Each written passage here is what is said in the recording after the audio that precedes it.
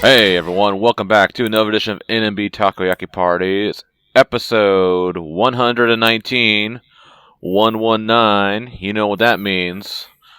It's the phone number you call in Japan if you need to call an ambulance or a fire truck. And we all need to call an ambulance after gouging out our eyes from seeing the announcement of Chihhi's photobook. Yep. One person who hasn't gouged out his eyes though, that's Geoff. It's the most important announcement. And then someone's eyes been gouged out. He's being airlifted from America over to Japan because Japan has like cheaper and more affordable healthcare than America.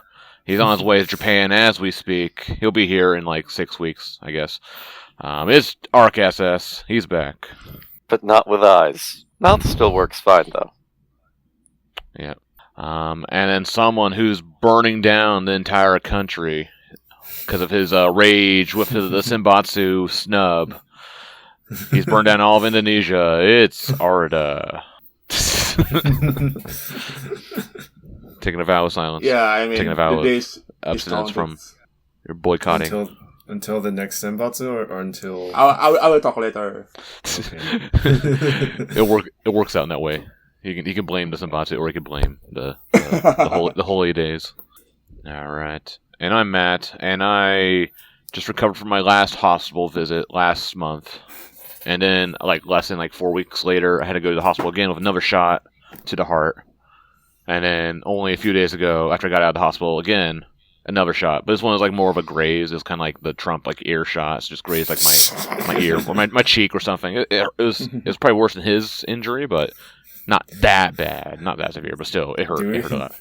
We shouldn't bring up a certain other shooting. We're not talking about that. No. We don't want to. Don't want to get taken off by the FCC. Yep.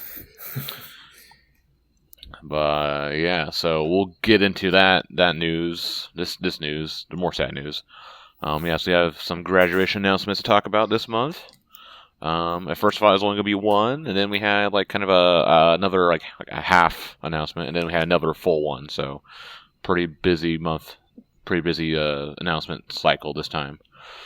But I started with the big one, the one that hurts me the most. That is Yoshino Misaki's graduation, which happened back end of August, it's August 26th. So it was just less than a month from after Miyu announced graduation. So. And we kind of jinxed it. We were talking about Misaki last podcast. She's going to be around for a while. She's here longer than Miyu. And then no. No, I think we kind of expected it once the Expo is over, but then she's leaving. She announced it before Expo is over. Before Expo is over, and she's actually leaving before the Expo is over. So yeah, she announced it end of August, and then she said she's leaving in September, and it's actually she is leaving at the end of September on the 29th. So by the time you hear this, it'll probably be her graduation show already. And I'll be... Wait, you were at the show? I was at the show where she announced, right? Yes. And, I can say I was expecting this, similar to Miyu, who was a time bomb, it could have gone off any time. Misaki is also, I knew it was not long for the world as well. But, I felt like hers probably been later, might have been sometime next year, early next year. So even in I didn't go to some show in July that she was also. I already had that sketchbook message I had written down. I already had that prepared since July. The whole the sunglass ga namida o kaketeru or whatever. You used that before. Yeah, I used it on Karen before. That's a joke for all the other members. Get a reaction, it's always fun because it gives them a mixed message. They either laugh at it or they get sad too. I've always remembered Sakatone's the one that laughed because she has no soul. And then she has a sense of humor. Nah, she's heartless. And then for Misaki, I had the other message. There's a special message from Misaki though. My kokoro is brokoro message. And then so that's sad. So that was a bummer for me. And that big bummer, she was leaving so soon. 29th is a couple days from now. So me and the committee people were all kind of scrambling. One or two other guys were here, and kind of scrambling. Oh shit, what are we going to do? How are we going to plan this? Because now we have a month to prepare this. And that's the next show she went to. She announced her actual date, which was later than Well, we hoped. This would be late because she said like 20. We're like, oh shit, it's gonna be 21st, 22nd. No, 29th. Okay, we're good. So we still have an extra week or so. So kind of scrambling to get all that together. Actually, one of the committee guys, I guess he was like on Kohotan's committee, and they only had like 10 days from when she announced to when they had to get her like graduation stuff prepared. So at least it's better than that. But yeah, stuff is coming together with that, so we're getting that all together. I'm gluing glittery letters onto a graduation cap as we speak. You found a graduation cap here? Oh, yeah, they have them all over like Amazon, and then really? Decorating and stuff. Yeah. So yeah, that's for the decoration. That's a little inside baseball secret stuff, a sneak peek of what's going on. But yeah, again, I guess I get a bit more information about this. So I think she said like she had like a showroom and then also a room stream like right after, like a day or two after she announced, kind of talking about her plans. Apparently, this was like a recent thing she decided on. Like not something she was been thinking about for a while. It's fairly recent. Apparently, I guess maybe within the last few weeks or so. Actually, originally she said she wanted to like leave back in March, like or she wanted to plan to leave for next March, like when she graduated high school originally. But then I guess because of her like the college entrance exams coming up, that's in January, she has to study for that, and because the study time and like the rehearsal schedule for like the concerts happening, like in the Christmas concert and Chihhi's concert, that's gonna probably like take up too much of her time. So she wants to be focused on that.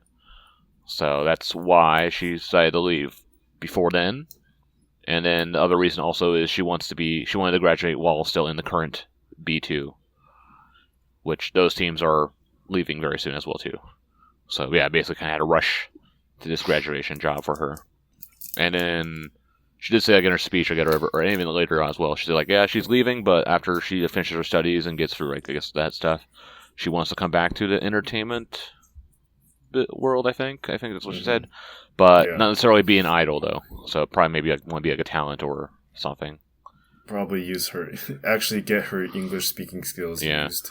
That was like something she always said she wanted to do was like be on like the like Zip like the international girl thing or something like that, or like the it was ETQ. I think she wanted to be on ETQ or something like that.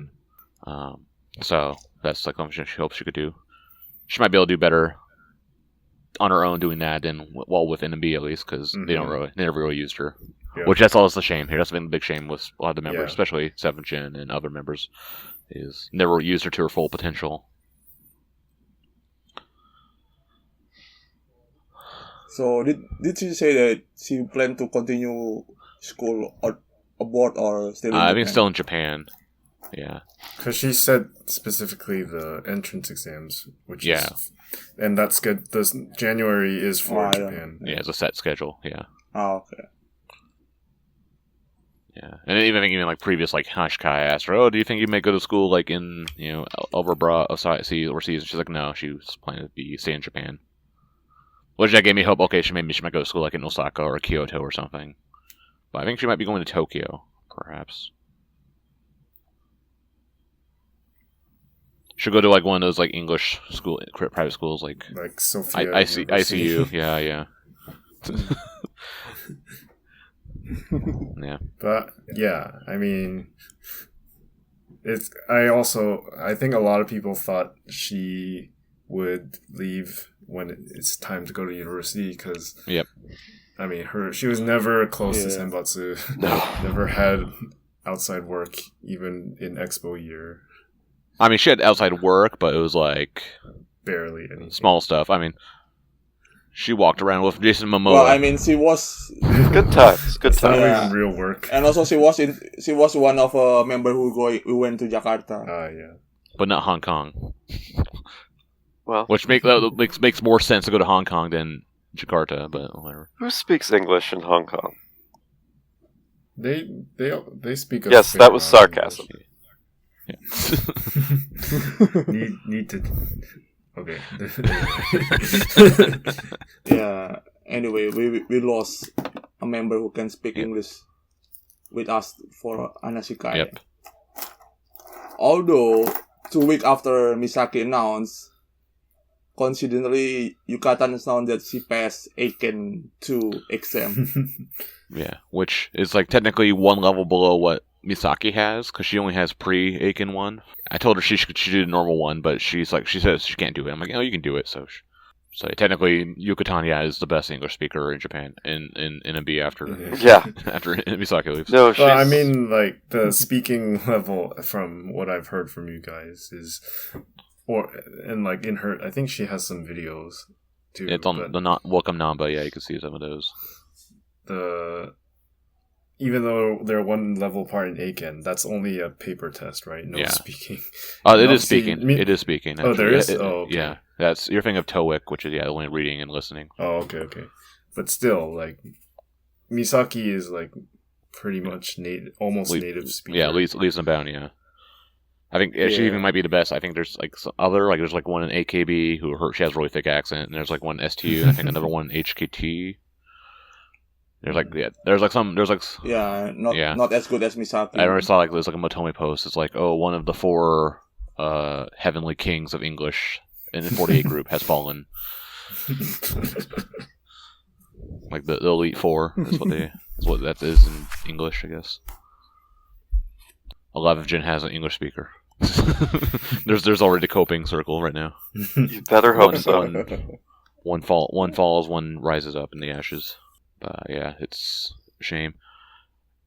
And then also, the big question is like, what's going to happen with the lobby announcement? Because there's like the little English announcement in the lobby when you go into the theater with the rules. They'll just have Yukatan read it.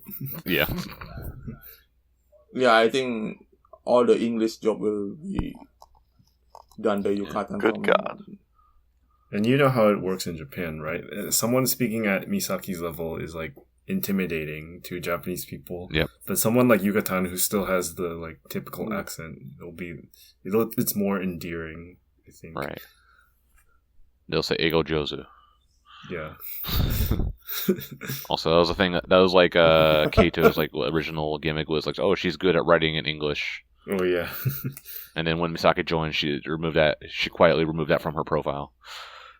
Yep, big shame. And also, it hurts me. She's been my favorite 7th Gen, and then like pretty much since Karen left like a year ago, has been I'll probably say she has been my main favorite, even though I keep on flip-flopping between her and Miyu. But I think even while Karen was still around, like Misaki, I think I had her like as my second. Mm-hmm. But probably deep down, it was the first. And but I put her second because first is the worst, second is the best, and third is the one with the big chest. Miyu is third. That's what I'm getting at. Yes, thank you. But yeah, even then, like I think other fans, they would know me as Misaki fan. Like even the ones that don't already know me, but like ones like they would randomly hand me, here's a Misaki photo, here's a Misaki like badge or something. Because of course, like it's like typecast or whatever. At least the ones that knew me, or at least would occasionally do it. Other ones like that ask me, oh, who's your Oshiman? And then when I tell them Misaki, they're like kind of surprised. And then I tell them because she speaks English, and then they put the pieces together. Like, oh, okay, there you go. So yeah. Okay, understandable. And then so like so with 7th Gen, like that's like the first generation like I kind of like watched from the start, right? So seeing going from start, but with Misaki, who was bad at the start, she's gotten better over the years, like with performing and stuff, but she's still makes mistakes and is kind of off, but she's gotten better like since the heyday of the 10th anniversary concerts and the Akarin concert where she was like doing Mikatsuki Seinaka from the wrong side of the stage and ran across the stage. That's when like Ryan noticed her. He's like, who the hell was that? So, and then even then she's been like a good like kind of a senpai, like helping out like every like all the junior members over the years. Because I guess she knows what's like learning the steps and stuff, and like being Yukino's only friend. Yep. So much that Yukino wrote a letter to her and called her he. Translate with Google Translate English. Yeah. Yeah. Also because Misaki has been like she never really has been close with other members, like so it was like Anju and then Zeon. And then Zeon, like, she was like, oh, here's a Misaki photo, here's a Misaki, like, badge or something. Because of course, like, it's like typecast or whatever. At least the ones that knew me, or at least would occasionally do it. Other ones, like, they ask me, oh, who's your Oshiman? And then when I tell them Misaki, they're like kind of surprised. And then they put the pieces together. Like, oh, okay, there you go. So, yeah. But I think with Zion, it was more of a one-sided thing. It's because, we're the same age. They're the two youngest, and then Yukino also same age. Well, I mean, Misaki used to be close with the seniors. Oh, yeah. Well, like that was like, Nagisa. clout chasing, I guess.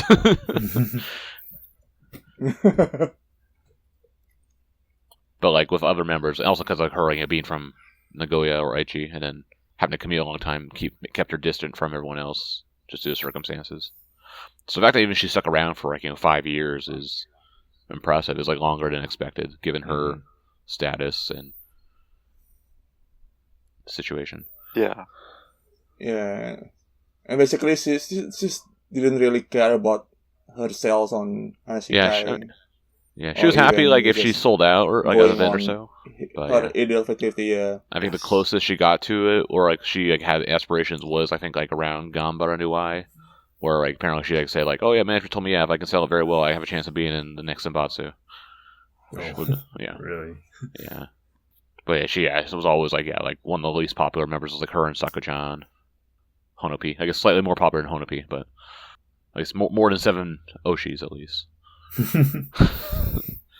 But overall, I mean, as you said, she was never that popular or had much work or whatever, but have you enjoyed your time? Yeah, for sure. Have you come to terms with it or something? Yeah. It's too early for that. Yeah, I'm accepting. Same thing happened with Karen. I was I was all ready for it, and when we got to the actual day of the performance, me of the committee putting the decorations up on the stuff, and then I see the sign in front of the theater saying, graduation performance. That's when it finally hit me. Yeah, it's pretty sudden. Yeah, I mean, Karen's was also kind of a sudden thing, but that was more of a 2-month lull. So I think I kind of prefer having don't let it linger, forever. I mean, that's what you're doing right now with Chihhi. You've been for the last half a year now. Yeah. I mean, yeah. So for Chihhi, it still hasn't. It hit me when the last, some of the last events. Yeah. But then now is a weird Twilight Zone. Right. She's still around and doing stuff. Because also they had the Mera Mera Bachibachi. So Bachibachi NMB. So Misaki and me were both on that this last week, and so they even said, this is our last time appearing, and first time Misaki being the assistant, so she got that chance, and so she did a little speech at the end. That was nice. One thing I've been noticing with Misaki though is she's kind of been stepping back from the the gimmick, especially for the last I feel last 2, 3, 4 months or so. Mm-hmm. Doesn't really do the English stuff so much, so I think she was trying to I don't know, stop doing that. I mean, clearly it wasn't ever used much, so... Yeah. She never got that English show you always wanted. Yep, no Misaki English. And, we'll talk about later with the Gachidance thing, which was kind of her last big hurrah thing with the group. Yeah, so I'm getting there. We're getting stuff together with the show, with the graduation decorations. Had to reach out to the international community for extra money to help pay for stuff as that. So thanks to people who gave the money, donated, and also trying to get people to write message cards, because apparently the number of message cards are really low. Oh dang! Well, I wrote one when I went to theater. Yeah. So. I asked local fans to fill the forms. Yeah, the form also sucks because it's limited 60 characters, which in English that's 10 words, 15 words. Yeah. Yeah, or only just thank you for being that's why I tell people just tell me and I can write for you, because the cards are small, but I think Chow wrote it for Karen. She wrote a whole fucking novel, basically. It was a whole paragraph. It's holy shit. I yelled at her for that. She's okay, I didn't know that.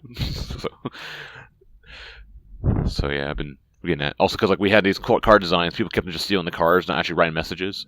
Yeah, I think I saw someone steal a card actually. Yeah. When I wrote mine. Yeah, because people just want to collect them, or they the little. Because that was actually my first time doing that. Because Misaki's community is so small, so you got all hands on deck with kind of maintaining and make sure there's enough cards available for people to write. So like I had to go and check. Like I went to the theater and like refilled the cards once, and because there was only like all the yellow cards were gone. There's like one red card and then like 10 blue cards still left, so I'd refill them. And I looked inside. There's only like 9 messages written. Like what the hell? We put like 60 cards out. So yeah, it's happened a lot more recently, apparently. Yeah, I was warned. Don't only put out like up to like 20 cards max for each one, so people don't steal them all. Japanese. So stupid because people. I hope people realize that the committee pays for that. It costs money, yeah. Japanese society is really going to hell, isn't it? Yeah. Well, I mean, what's the point of collecting? I mean, it's cards? the country of like gachapons and Pokemon Just and all the other like collectible bullshit. Like they just love collecting dumb trinkets and hoarding it in their house. Especially otaku. Yeah. Like we're in the middle of it with the good spoon shit.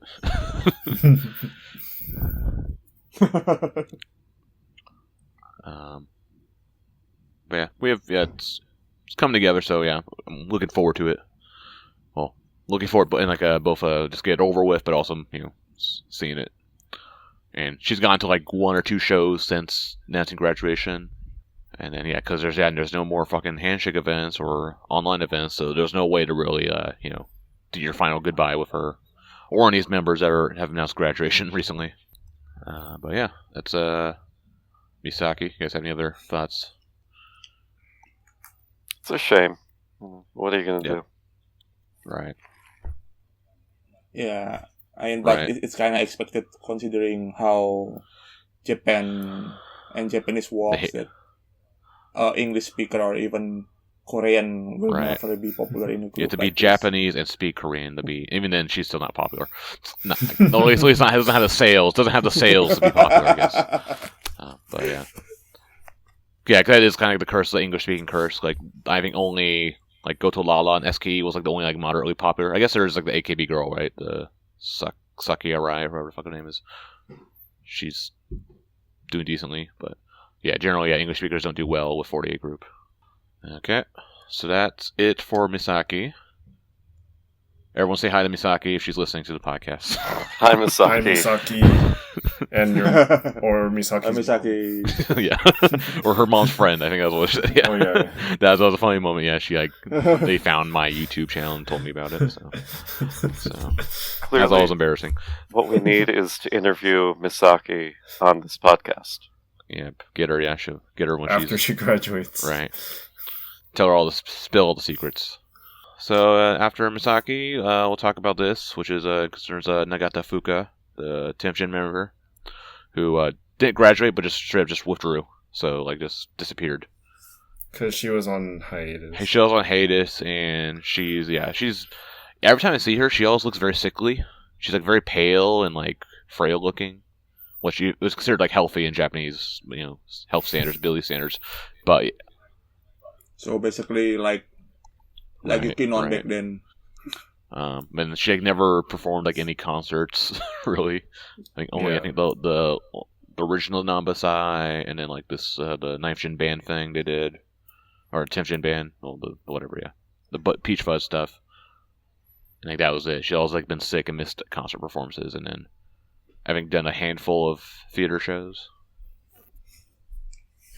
maybe even that much. Yeah. 2 or 3 maybe. And like her most notable thing was getting picked in Merumimi, basically. Yeah. And now they basically erased her from history. Yeah. It's like she was like a celebrity, got caught with like cocaine, and then like they erased her. Oh yeah, she never existed. Merumimi was always 4 members. Yep. Well, just like Quintet. Every group must have its Azusa. Yep. Even Lapis Arch. Wait, what? That Suzu was the Azusa of that one. Or Rika T, I don't know. Oh no, Rika T wasn't a group. That was the Cortazar, not the Cortazar. Was it the Avant-Garde? What was the Raisin de Terre? That was it. Raisin de Terre. Raisin de Terre. Yeah. Yeah. Yeah. Futan had some potential. She's like very cute, but then had this like super deep singing voice. and then was somewhat like bold when doing variety. That's what I remember. Yeah. Yeah, and also she can be in the next Shinshin once Shinshin graduates. Not anymore. The new Shinshin already left before the old Shinshin left. The Shinshin. Well, I've told you there was another though, which is Asana. Yeah, she can be the new Shinshin. I guess she was known for not being a good performer or a good dancer. Was pretty clumsy with that. That's probably why she never performed, because too embarrassed. And yeah, Not much to be said about that. Clearly, yeah. She was relatively popular though. Like she sold well enough because of like her flirtiness, asatoiness, or whatever. Like could have been like a star if she stuck around. But yeah. Again, I think she has just too much health problems, which I think is like an ongoing concern with a lot of members here. If you get sick, you're probably not long for the NMB world at least. Which we'll probably maybe talk about in a few more months, a couple months, with someone else. But as I said, she's the second 10th gen to leave, so dropping like flies. These new generations, they can't hang out, they can't stand around long enough. 8th gen is surviving pretty well somehow. Which I had to look up. Who is Nami Yuka? Okay, I had to look up who the other 10th gen was. Yeah, so forgettable. I remember that. That's Arda's girl, but. Yes, nothing else to say about Fuuka other than what we said already. No. We weren't really fans. Well, I mean, even nothing much to say about Tengen in general. Like we know how Tengen's getting promoted in NMB as usual. It is the worst generation compared to the last even gen. How 8th gen and 9th gen were rated. Yeah. But there's some light for 10th gen. They are starting to move up. Probably just out of necessity because a new generation's coming, but they are starting to make strides. Not really though. We have some promotions. We'll talk about that later. Okay. But yeah, that's Futon. And yeah, she already left. I think she left and then they had collecting messages until the 24th, I believe. Yeah, it said as of that blog post, she is no longer a member. Yeah. Which I saw that because I thought I was looking at the gold plate order and the next one's gonna be Misaki, and then Futon left. But actually now Misaki's gold plate, it's gonna be next to Wakanyan's. In order on the wall in the theater. Mm-hmm. I thought if there's one more afterwards, it actually would have been Yuina's, and the 2B2 graduates would have left. I guess we don't count Pikarun. Okay, and then our next graduation announcement, which also came in pretty hot. Suddenly, kind of super unexpected timing with this was Shibutani Sayuki. I was there. You were there. This is your fault. I'm blaming you. Damn it, Geoff. Also surprised you went to this in-show, because it wasn't on a Monday or something. Well, the only Tuesday. remaining show with Chihhi was Senshuraku, and I didn't think I could win it, so... Yeah. And also Kansuki came from Hong Kong for it. Yeah. So I went with her.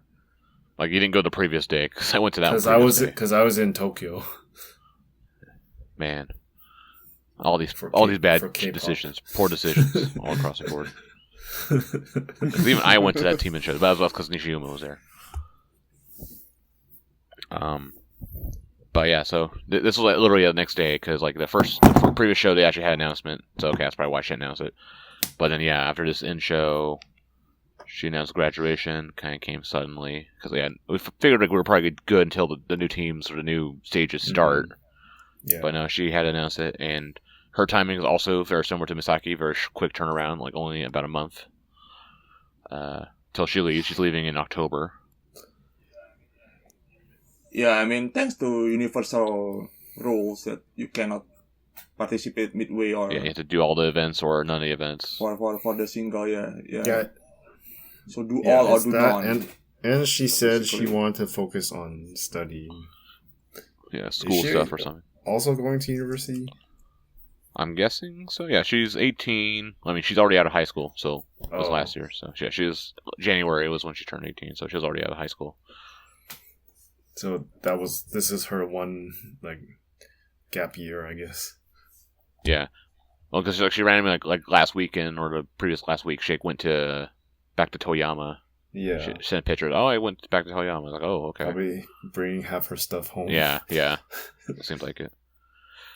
And it seemed really surprising for her because I mean, while she wasn't like popular, she always had like her her place like with the Knife Gen block of members, and it's like they're doing stuff, and then she was like the singer for Cutie Fellow, the Knife Gen band, which same with Fuuka being the singer and like lead guitar for Peach Fuzz. So both these bands already bands are just cursed.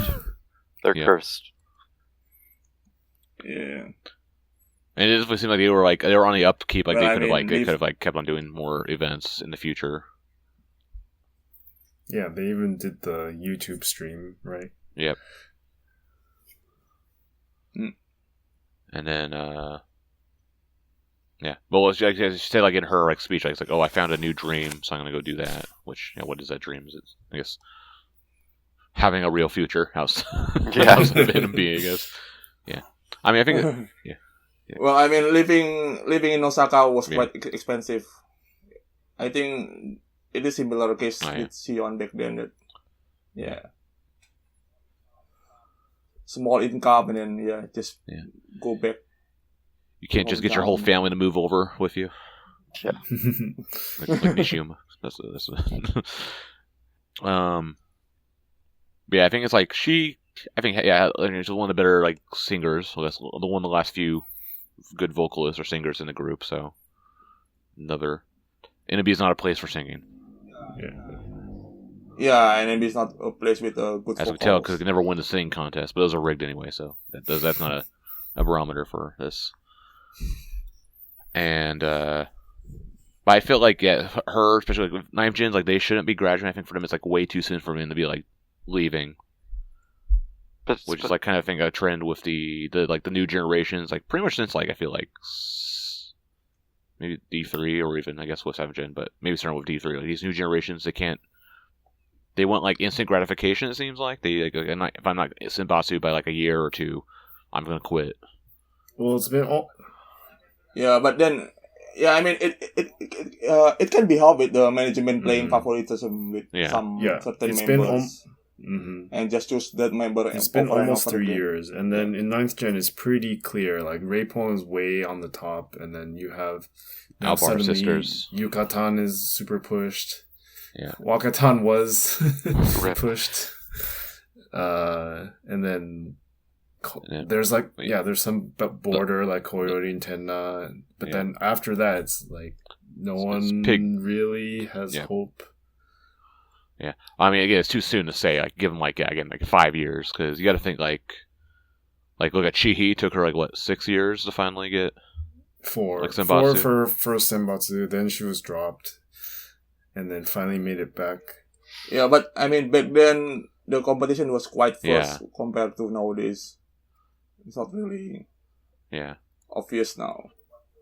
It's not really clear what the standard of management. They're just kind of hanging on to like the current popularity, and until it inevitably leaves,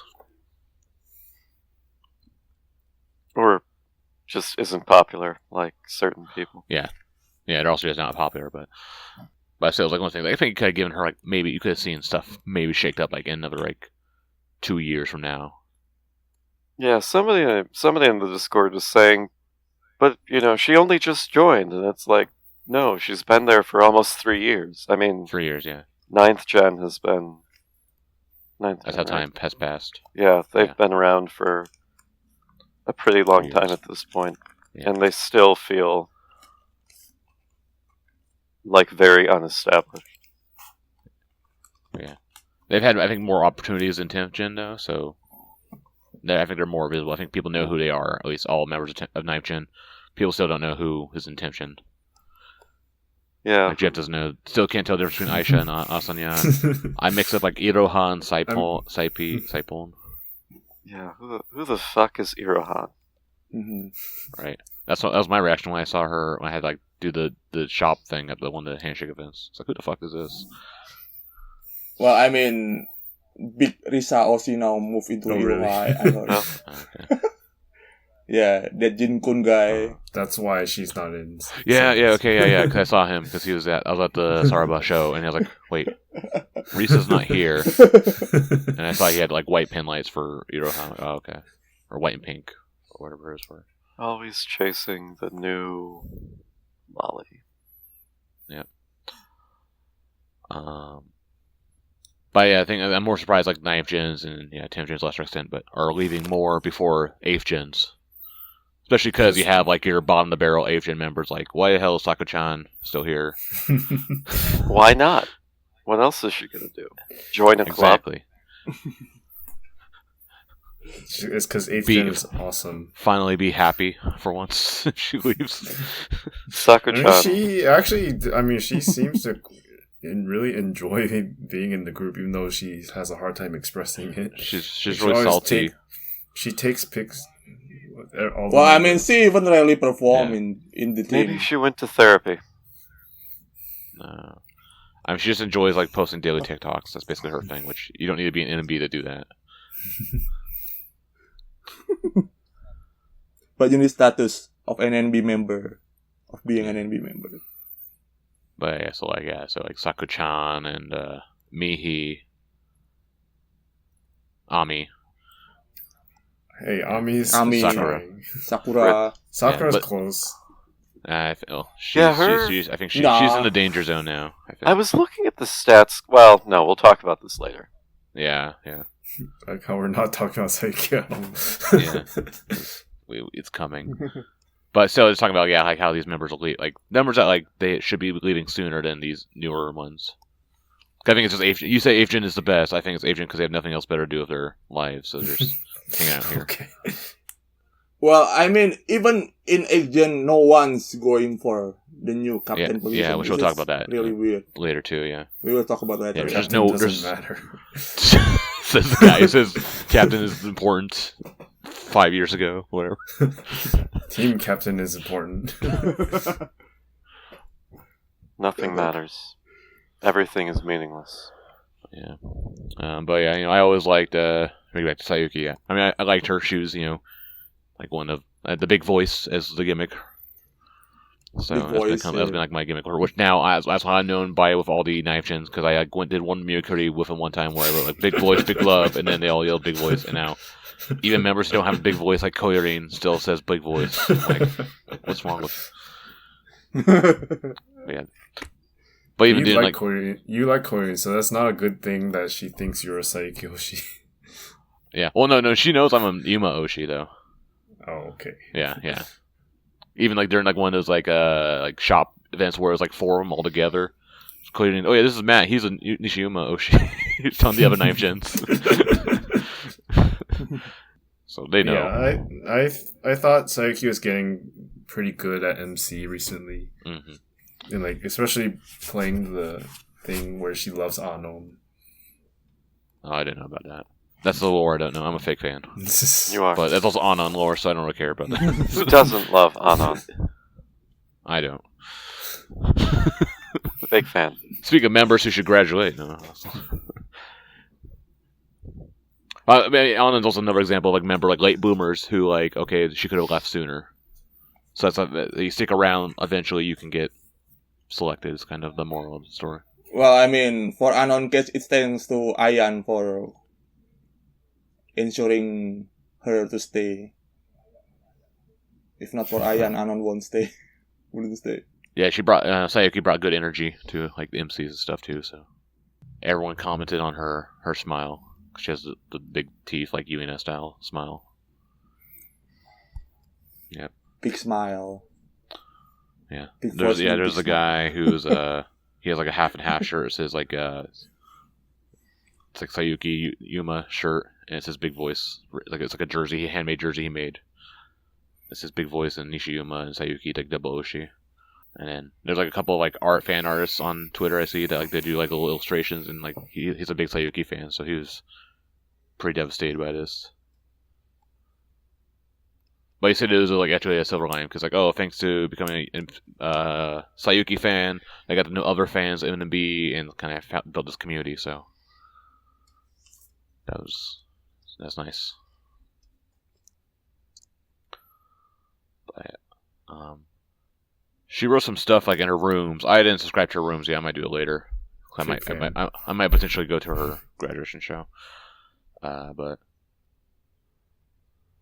apparently she has some thoughts about more on that, and also on her Mobame, but I'm not gonna do that. Room's too expensive. I can only do it for the 1 month. My Misaki room's already expired today. I only did it for the rooms. Also, she only has like 2 days left, so I'm not gonna spend another fucking 1,000 yen for 3 more days. You can access it until until they shut it down. Yeah, which is gonna be. They already said it's gonna shut down on the 30th, so it's like right away as soon as she leaves. So yeah, which also say she's not keeping rooms after she leaves, unlike other members. Like doesn't Nagisa and Uka still have rooms? Yeah, some members who stayed with Yoshimoto continue using rooms. Did Ray stay? No. Okay. She's got a different thing. She has her own fan club. Yeah. With blackjack and hookers, and dating apps and videos of her in bikinis. In car magazines. Yes, car magazines. Big news. Okay. So that's it for the graduation news. There's got nothing else to say about that. Next, we'll talk about this little controversial piece of news. This one's kind of less extreme because at least there was an announcement on the NMB official website for this, but titled this Misoragate. So there's the Death Doll Idol account, which like kind of posts like leaked accounts of like famous celebrities and idols. A few months ago, they did this with Nishiyuma with her second, like her private Instagram account, which the stuff from that wasn't really incriminating or anything bad about from that. It was just her talking shit about a TV show for giving her unreasonable demands. But for Misora, she had like another Instagram with some videos, and it's her kind of talking shit about management, like calling NMB like a black company. Yeah. Black company. And, like, not paying her for wages, which I'm not sure where that... If that's just, like, the whole, like, you don't get paid for showing up to practice. Which I guess that's like their policy anyway, right? You don't get paid for rehearsal, but you still have to go to rehearsal if you want to perform. Yeah. Well, I mean, Yoshimoto is pretty well known for being, like... Shitty company. Very bad... Stingy. Very bad payment. Yeah, stingy company. Like yeah. So it's not surprising, but... And then also... But the thing is, that content was, like, from probably 2 years ago or something like that. Oh, okay. Wow, even older, yeah. Yeah. Like, I saw like cherry blossoms or something in the background. Like, it was like in April, so okay. Yeah. And then... Yeah, back in 2020. It's like right when she started. Or not too long after.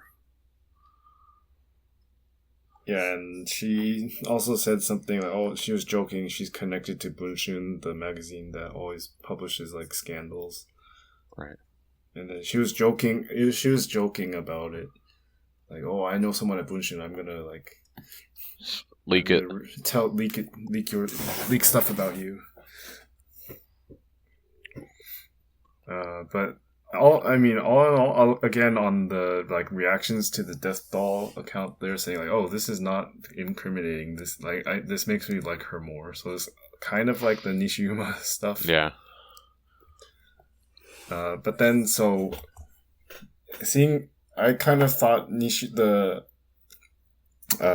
forcing Nishiyuma to apologize, and then posting the thing on the official website was because Nishiyuma's thing involved a TV show, so they had to like manage the business relationship. Yeah. But then for Misora, there's nothing really like official. No damage except for like personal brand, I guess. And like, not even many people probably saw this thing. Yeah. So, but then they still forced her to tweet an apology. And then it's funny, every time you see, like, in the replies, like, wait, what happened? Like, I have no idea. Yeah. So then, like, by forcing them to tweet the apology, more people find out that she did something wrong. But then they don't see it. So Right. they're just worried for nothing. Yeah. So it's pretty stupid. But I don't know. I guess after what happened with Nishima, and then also with like other incidents in the past, they want to be more strict in enforcing the like no private social media or whatever. Mm-hmm. And it's like kind of, I guess I didn't realize the timeline was so different because I felt like, because Nishiyama and Misora, they're like they're best friends. So the fact that Nishiyama got caught and then like a few months later, Misora got caught later, it's like, oh, are you? I mean, these girls are stupid. Yes, we know they're stupid, but you should try to like cover that up sooner. But they have been. They found it earlier. To be fair to Misora, it because it was so long ago. Like she could have deleted her account after like NMB made it more strict or whatever. Yeah. But then this like Death Doll account decided to release it now for some reason. Yeah. The internet never forgets. Once you put something on the internet, it's on there forever. Yeah, your digital friend is forever. Also, the timing is also kind of funny because it was like I think a few weeks after her Seitansai, where she had the whole speech about how she never gets picked for like any of the border senbatsu events or like little mini life stuff. So now we know why. But I don't think management knew about that. But it's just the timing was like, oh, that sucks. Well, I mean, sometimes Misora also kind of over the line for MC session. I remember during the Kokoten, she kind of insult Kotocchi too much. Can't insult Kotocchi too much. Otherwise, bad things happen. She's immune to it. Yes. She's a witch. And also, like, there was the Shigekazu show where they were on, and Miyu threw some salt at threw some dirt at Misora as a joke. So I mean, the people mostly viewed that very positively, actually. Yeah. So by joking about it, they instead of keeping it as some weird taboo that Misora has to dance around forever, like Miyu, because she's already graduating and she's the type of character to say this like all this controversial stuff. Yeah. She like took the bullet or whatever and like helped Misora recover from it. So right. Yeah, now it's something we can laugh about, right? So. Yeah. I mean, it's like what Sashi did, like, with her big scandal, right, over the years, like...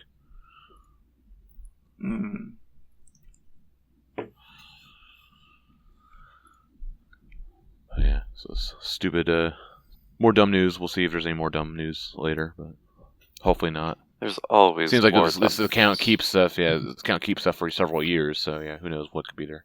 I was talking to Kansuki the other day, and, like, how, she says apparently Chihhi doesn't have any friends or doesn't trust any of her friends. So that's why she has a clean record.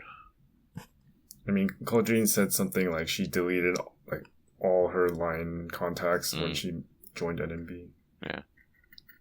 Although it helps that, Koyorin is here and all the people she used to know are in Saitama.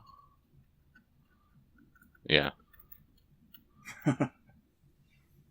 Geoff followed her.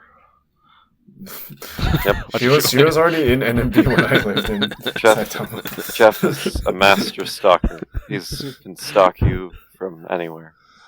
Yep. Okay. Well, that's it for the, I guess the bummer news corner. To start off the podcast, we all start off with bummers because we're such an anti podcast, right? That's what Chalice said. We're all just antis, so we all start the bad news first.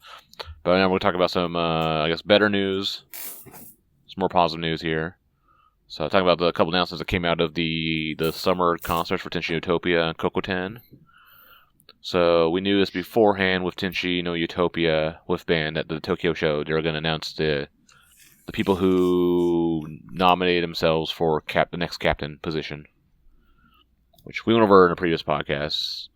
The members themselves will nominate themselves, and then the members, all members will then vote for the next captain. And so the members who threw in their name to the Goblet of Fire / captaincy hat are Kurumi, Hono P, Tomocha, Ryo P, Kato, and Tenna. Which, yeah, actually, Cameron came out. He had them come out onto the stage one by one when they were announced. This was in the order they declared candidacy. Yeah, as well too. Yeah. So Kurumi being like, okay, try hard to court. Yeah, she was like the very first one to do this. Expected. Tenna being the last one. Like, she did that last minute as a joke. Like maybe Koyorin was gonna do it with her, and then like she is to give him a chicken. It's like, no, I did it for you instead. Yeah.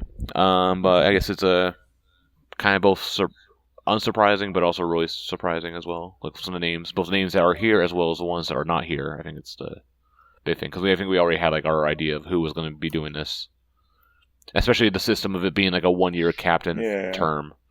It's meant more older members could be doing this, so they could have a chance to do it. But yeah, it's still relatively young-ish. 3 9th gens, 2 10th gens, and Kato. And a Kato. So, 8th gen is the big swing demographic here. So when will they That's announce on the captain? October 9th. 15th anniversary? So it's a Tenchi Utopia show. After that show, at the end of that show, they're going to announce it. It even says it on the Fanny listing. So it's also the captain. This announcement will be here. So, but yeah, they each gave a little speech, and then there's a little video on YouTube as well, kind of talking about their reasons for why they decided to be captain. But we can go for like based on like our reaction from like when we were there, like the crowd announcement was like, yeah. It's like Kurumi was like, okay, it was like pretty expected. obvious, yeah. Hono P, I'd say I was kind of say obvious, but also But also, I mean, no one really expects she would actually win. Yeah. And Honopi kind of treats it as a joke too, but she literally treats everything as a joke. So, but then like actually behind the scenes, she's actually really serious. So, and like it's like actually a good like hard worker. She's in every single theater show. Tomocha, which is kind of like of like Temchen candidates besides like Kurumi, this was like another possibility. Like makes sense. Because she was the leader of her previous idol group. Yeah. Wakayama. And she loves Kojiri. Okay. It does. And she looks like Sayaka. Young Sayaka. Yeah. Then Ryo P, which is like kind of the big. We got a bit of a reaction. Like everyone was like, "What?" Yeah. Very unexpected because she's no. I mean, she's not like a bad choice, but also not like she's not popular. And she hasn't really outwardly shown leadership stuff. Yeah. Definitely kind of like a dark horse. Yeah. Do we want to talk about their message now or after? Let's go continue on with this thing. Okay. We'll have a message next, Kato, which, that was expected. Everyone expected that. Mm-hmm. And then Tenna, which is also kind of a what kind of reaction. Also, Tenna, she was like in her Garu like blonde hair at the time too, so even more funny. Kind of reminds me of like the Tokyo like elections or whatever, where they have like these random like the guy who's like dressed up as a Joker, or like the girl that wore like the Bano masks as like a bra. It's like this random like joke candidates because anyone can like be candidate for like mayor or office here in Japan. So like some serious ones and then some like kind of like but yeah. And then we talk about the comments. So like, I only know the Kurumi one because I helped someone translate a video for it. And then I don't think they even posted a video. So whatever. Basically how she just wants to like kind of protect and take care of the NMB that was been built by, Kojidin and all the senpai, and make sure it's an NB that the fans can keep on enjoying. That's kind of her message. She's been a 48 group fan for a long time, like AKB back in the day. And then there's all in addition to the YouTube video you mentioned, there's some interview articles on like various news websites, and they went on a few radio shows. She cited like Takamina as one of her like captain role models. So I think she really wants the 48 group to succeed. NMB to succeed. And then people were saying a while ago that like when Kato made that speech saying, "Oh, let's get back to Kyocera Dome," like people are saying like Kurumi seems to be the one like shouldering it the most and taking it the most seriously. Well, they succeeded. thanks to Chihhi. Yeah. Kinda. Hey, technicalities is okay. It counts. That's why Kato now says, "Let's get back to Osaka Joe Hall." Kato.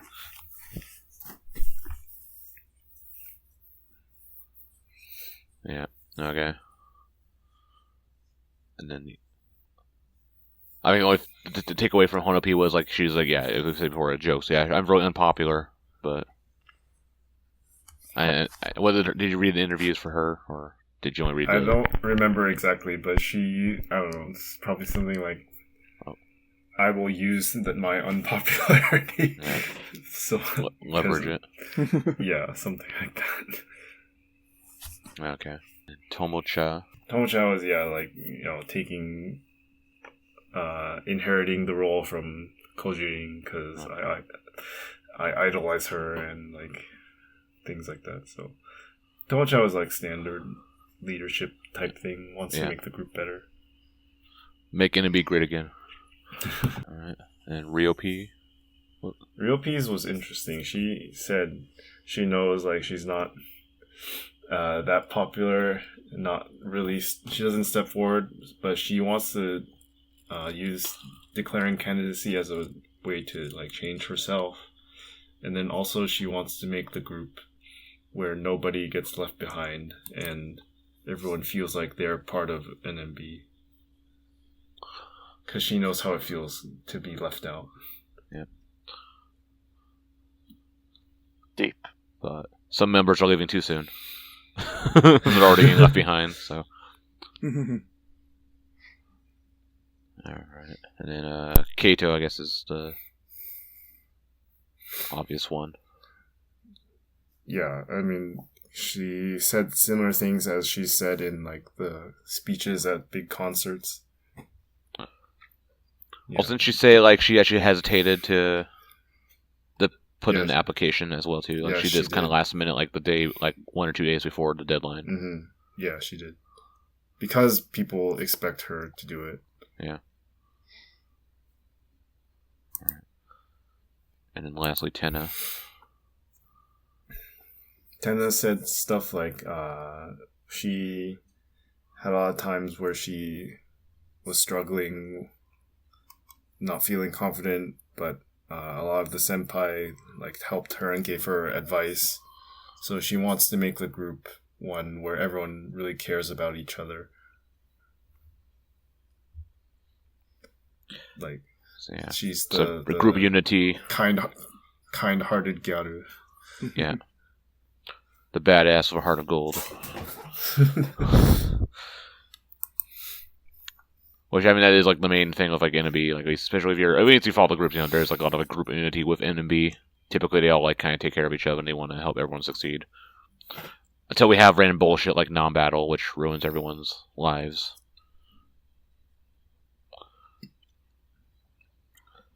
Okay. So yeah, that's that. Those are the members who threw into candidates. So I guess the thing we'll talk about is like the members who chose not to join, which I guess we mentioned before. No 8th gens, which Mako. We felt like that was going to be the obvious choice, Mako or Hono. Well, Hono probably less so, but there was a chance. No Mighty. Good news. Yeah, also no Mighty. For once, no Mighty, but not the way we wanted it. And she's older, and then I think she recognizes she already kind of represents the group, in a lot of ways. Well, I mean, Kurumi is also old. Yeah, but Kurumi is 10th gen, so that gives her an excuse. One way to say she's younger, like in terms of seniority. But also, she's not. Mighty's not as old as Kato though, in terms of like being in the group. So I think that's again the whole reason I did in this whole like special 1 year plan is so these members like Mighty or Kato or whoever on could like do this captaincy and not be committed for 6 years. Yeah. So that's why kind of more question mark away. But maybe Mighty feels like she already has her role as like the like the Nagisa equivalent, not the card next Nagisa, but we'll talk about this later. But like in the upcoming, like in the video where they have an announcement, she was like the Kojiri role, like already kind of taking like the captain spot of like leading the discussion on the announcement of the video. So I guess that's her role. So we're stuck with her no matter what.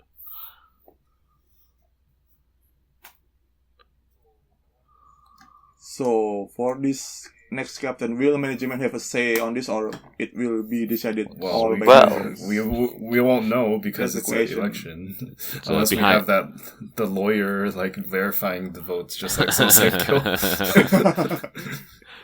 Yeah, it's like theoretically, it is all the members' choice, but maybe the management might be kind of leaning in, like, "Hey, vote for Kato," whispering in her ear as they like.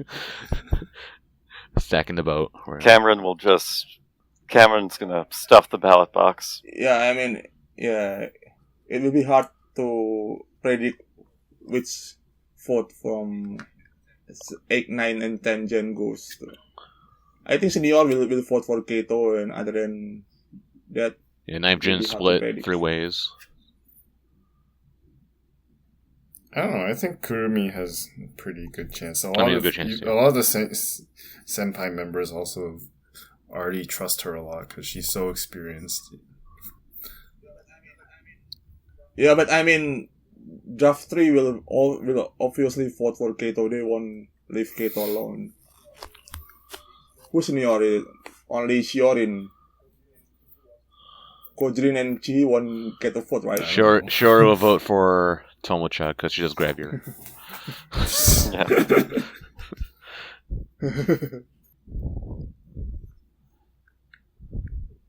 Yeah, whatever.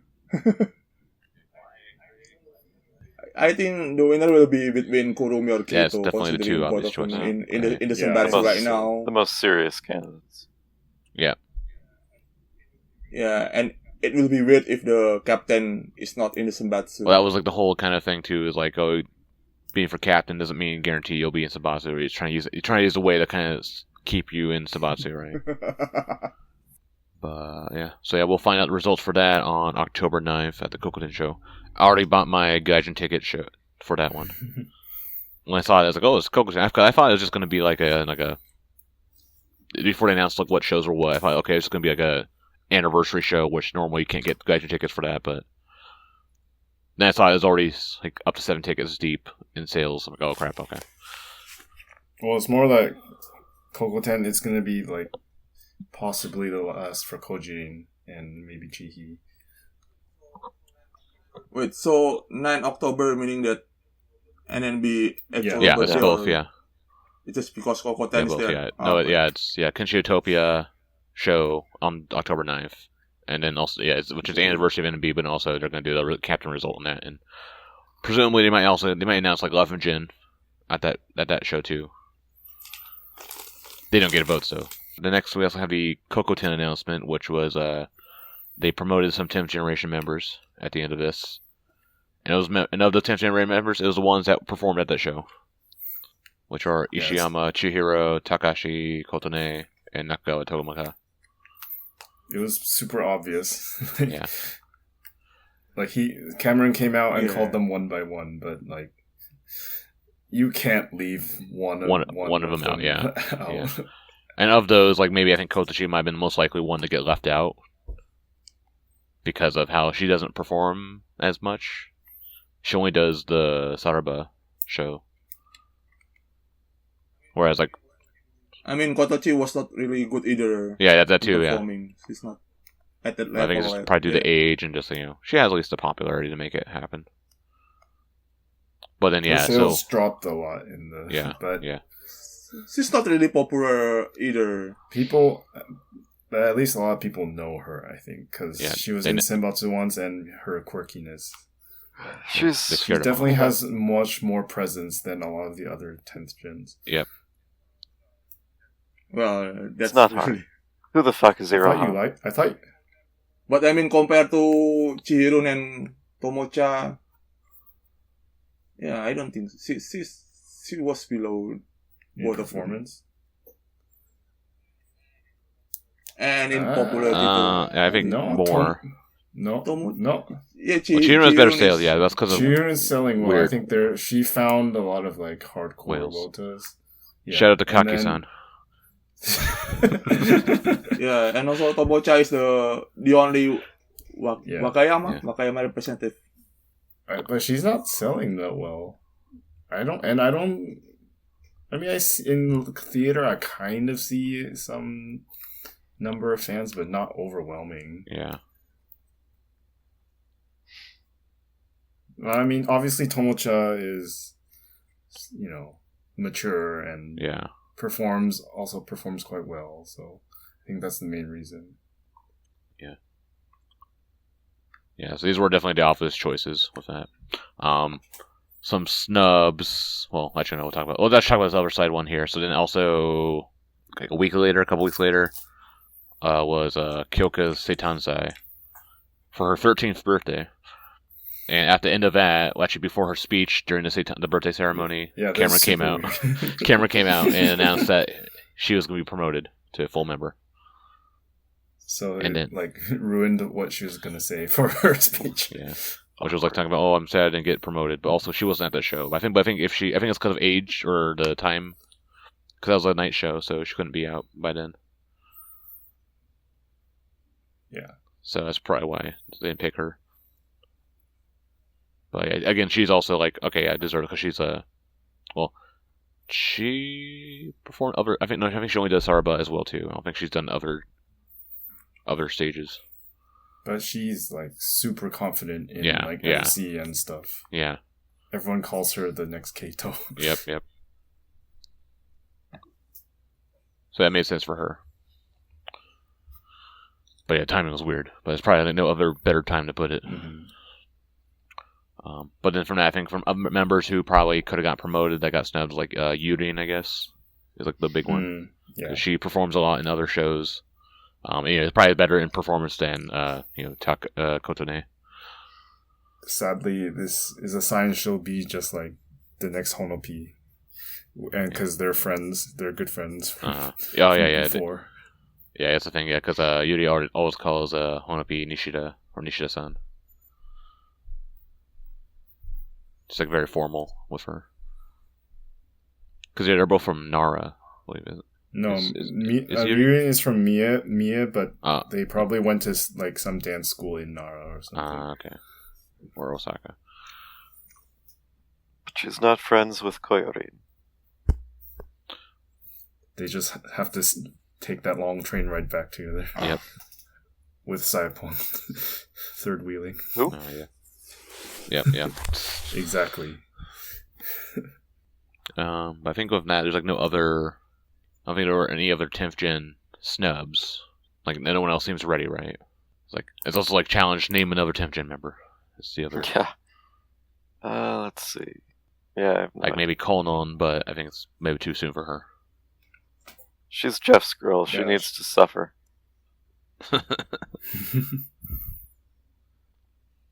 She doesn't perform that much, actually. Yeah, only does Saraba. I think she might have done like one, like in-show or non-variety show, maybe. Yeah, she's done in a few times. She's the one you want to get like a front row seat and sit in front of her so you can get her catchphrase. Osaka-ban. Yeah, where she gets shot. Yeah. But yeah, there's the promotions for that cycle, so we'll see. They're probably not gonna do any more. Like I don't think at like 15th anniversary. And then also this was announced at the Tenchi Utopia concert, but it was kind of like a non-announcement. That was the 30-second single was announced, which had this funny like promotional video of like different versions of 32. It's like a clock that said 32, like two like chains or two two buttons that said 32, a math test that said 32%, stuff like that. So that's a 30-second single, and they said come out in November, and so basically it's like okay, telling us confirming it exists. And then just a few days ago we had another little YouTube stream, which started off with a stream of actual video announcing the senbatsu and also release date. So it's coming out November 12th, which is a bit sooner than expected, but I guess sounds right. And then the senbatsu was announced. Yeah, they gathered all the members in the practice studio. What was the practice studio? I thought it was the hotel thing. No. No, the actual announcement. Okay, yeah, in the practice. And this part was a playback. Pre-played video, yeah. Yeah, of every member in the room. So you can see the reactions of them getting angry and sad. So with this, the members are announced in order, basically starting like with old or returning members. So it was Yucatan, Wakapon, and then we have Anon, Makochi, Sakatan, Ayapyon, Kato, Shinshin, Kotocchi. Oops, the tweet preview stopped there. Reipon, Mighty, and Kurumi. So yeah, did all like the old members from there. And then they went and announced the new members, which are Hono, Tenna, Chihirun, and Yayoi. And then they announced that Kato was the center. Yeah, finally, Kato's the center again.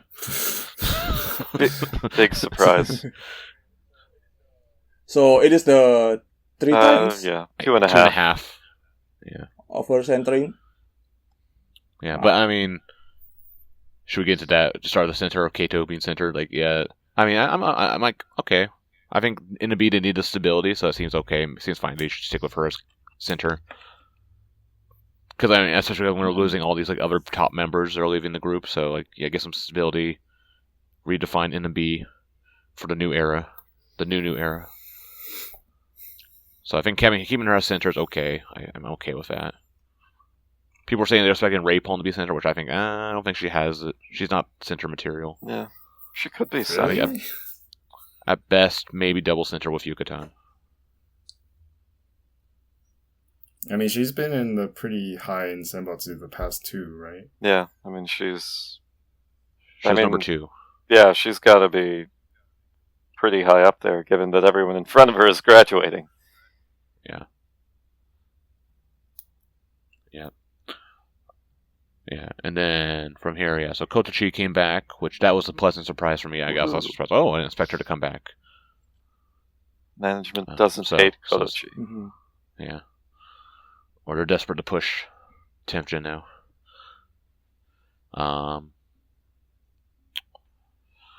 So yeah, I'm happy with that. Okay, just like, okay, single redeemed. It's not a shit single. And then we got the new members here. Or should we talk about the drop member first?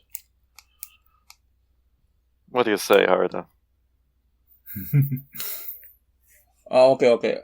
Yeah, at first I thought it's weird that Wakatan was dropped even though the sales were good, but after seeing her reaction and then her reaction during the announcement and then the Mobame that night and also Pop and also her sister reaction, it looked like that both of them knew beforehand and already prepared. So my positive thinking was that she wanted to take a break because of it's her final year in university. But on other hand, the worst possible outcome is that Wakatan will leave in March or April next year. So she wants to participate in the event for the single, but then so leave right after now that. sometime. Yeah, that's why I said the G flag is up for her. Finally, Okay, one of so- your girls leave. You too Yeah, must suffer. I watched today's B2 show really well, the end of it very closely. I was watching Wakatan and her like expressions. Well, I mean, it wouldn't be now, but maybe around January or December, that maybe she will announce it. Also, similar thing. I said the same thing. Like I went to the B2 shows like the week after, or like 2 times. Yeah, it was like after Misaki announced graduation. I was watching Wakapon because I had a feeling maybe as well too. Wakapon. Even though I think she's leaving next year, but I mean, Wakapon still has. I was saying she's still going on until next year at least. But because also she had a thing, kind of similar pattern like Misaki, where she was gone for a while, and didn't do any B2 shows for a long time. And that's usually the pattern. If you don't show up for a while and you come back suddenly, that's usually a warning. Like with Chihhi. You say she has real work now. Now she's just getting ready for. But also, Wakapone's also probably due for graduation as well too. Yeah, we're all looking forward to it. Well, I mean, every member's due for graduation at one point. Okay. But yeah, with Wakatan, yeah, so actually I think when we first realized, maybe I'm not sure how soon you guys realized that Wakatan was dropped, because it went from Yucatan to Wakapon right after. Like, oh, yeah, I was like, oh, okay, shit, Wakatan got dropped. And then when Kochi got re-added, I was like, oh, okay. Yeah, I mean, on her Mobame, she just said that she looking forward to all the event and doing a lot of performance. Yeah, just that. Typical Wakatan response. Not even mentioning about Koyashi not being selected. I mean, she was having a good time on Bachi NMB too, so she's hiding her feelings well. She's doing the Riona poker fight face.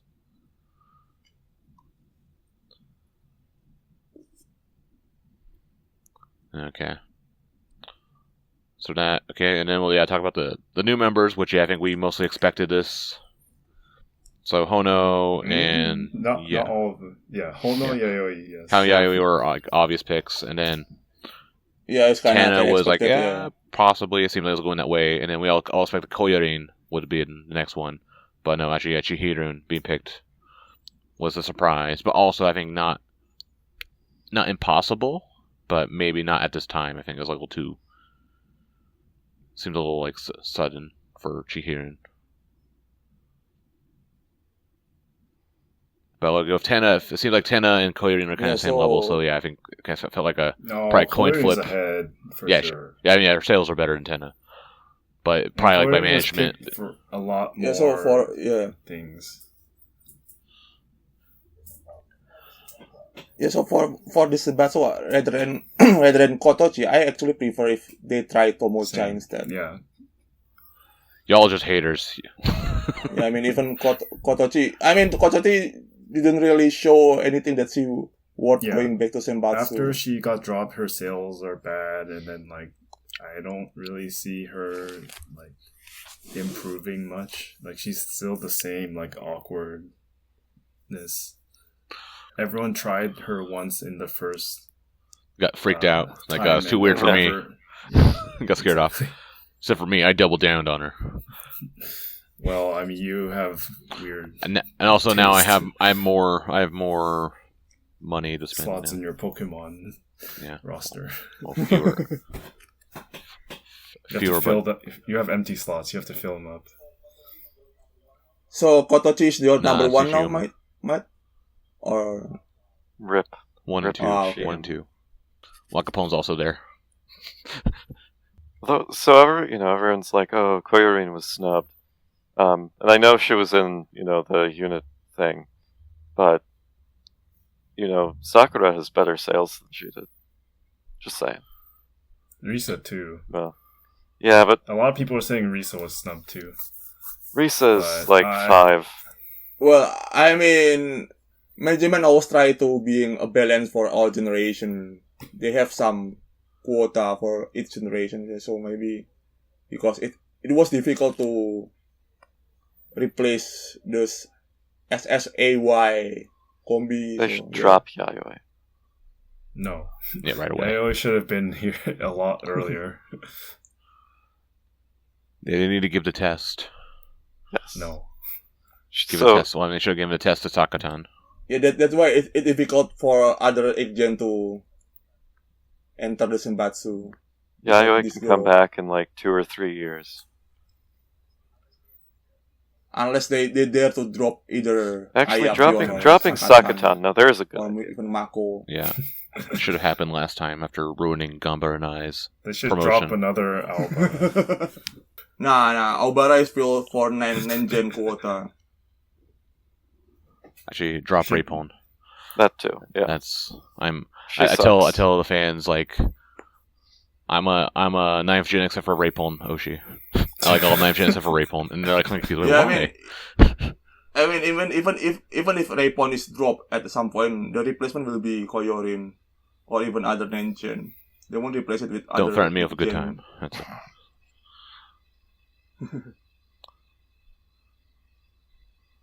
But yeah, then Risa and Sakura not getting in, which maybe Risa hurts more, but she's young, so she can handle it.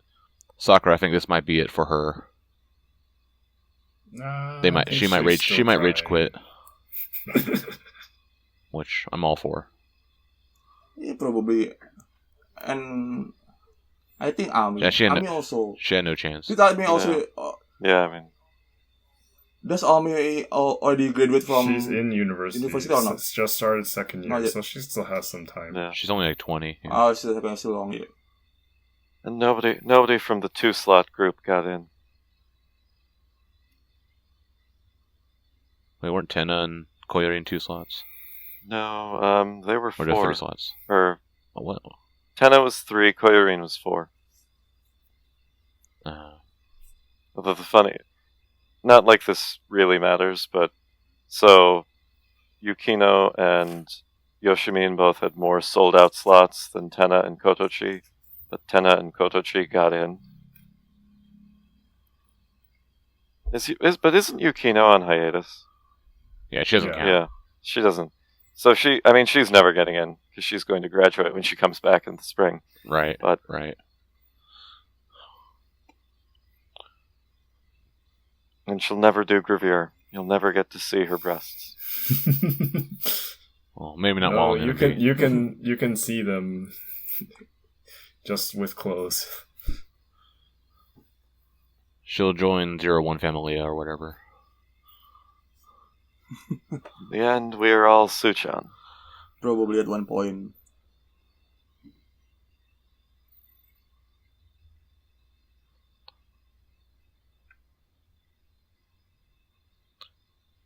I think maybe management saw like, oh, Sakura, all her fans are gonna like dump so much money into her again, so we can use this to make up for the lost sales from all the members that quit before. And Risa also. Yeah. I mean, with this kind of senbatsu, I wonder who got all of those full slot. I mean, even will they give Mighty all 7 slot? Well, even like last time, they like dropped one. Well, let's see. I mean, I think we can safely assume that everybody who already had 7 slots is going to keep 7 slots. And they'll bump up Mako. Yeah, but then, with the...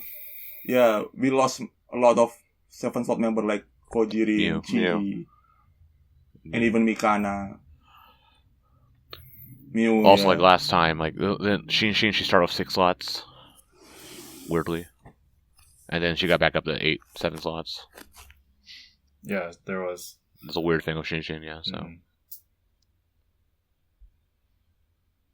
Nope.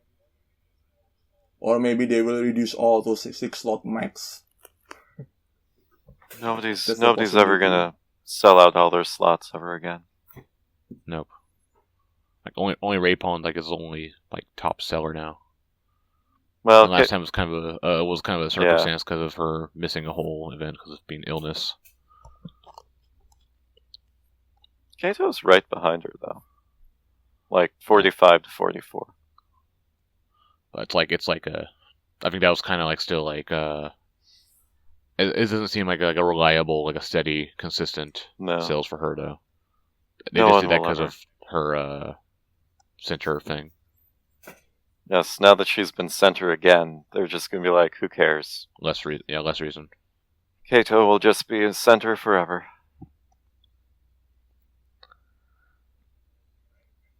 Yep. Center and captain, like the new Sayaka. Sayane. Not my Sayaka. Yeah, she needs to cut her hair. Ooh, that's the worst. That's the worst scenario. She needs to be, Asian boy Sayaka.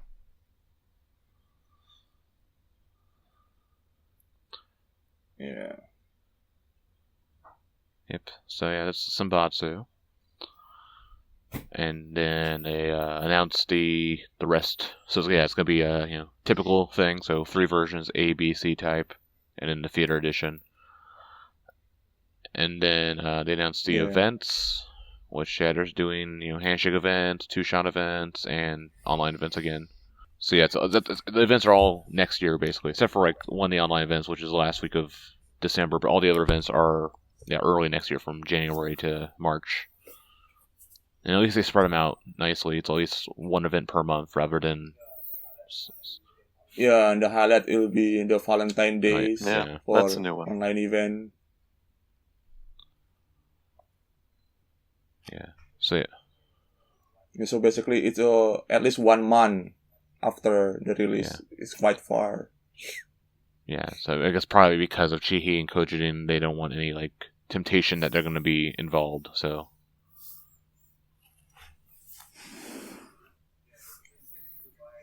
Yeah, basically you can still buy the single and or even apply for NSCK after the single release.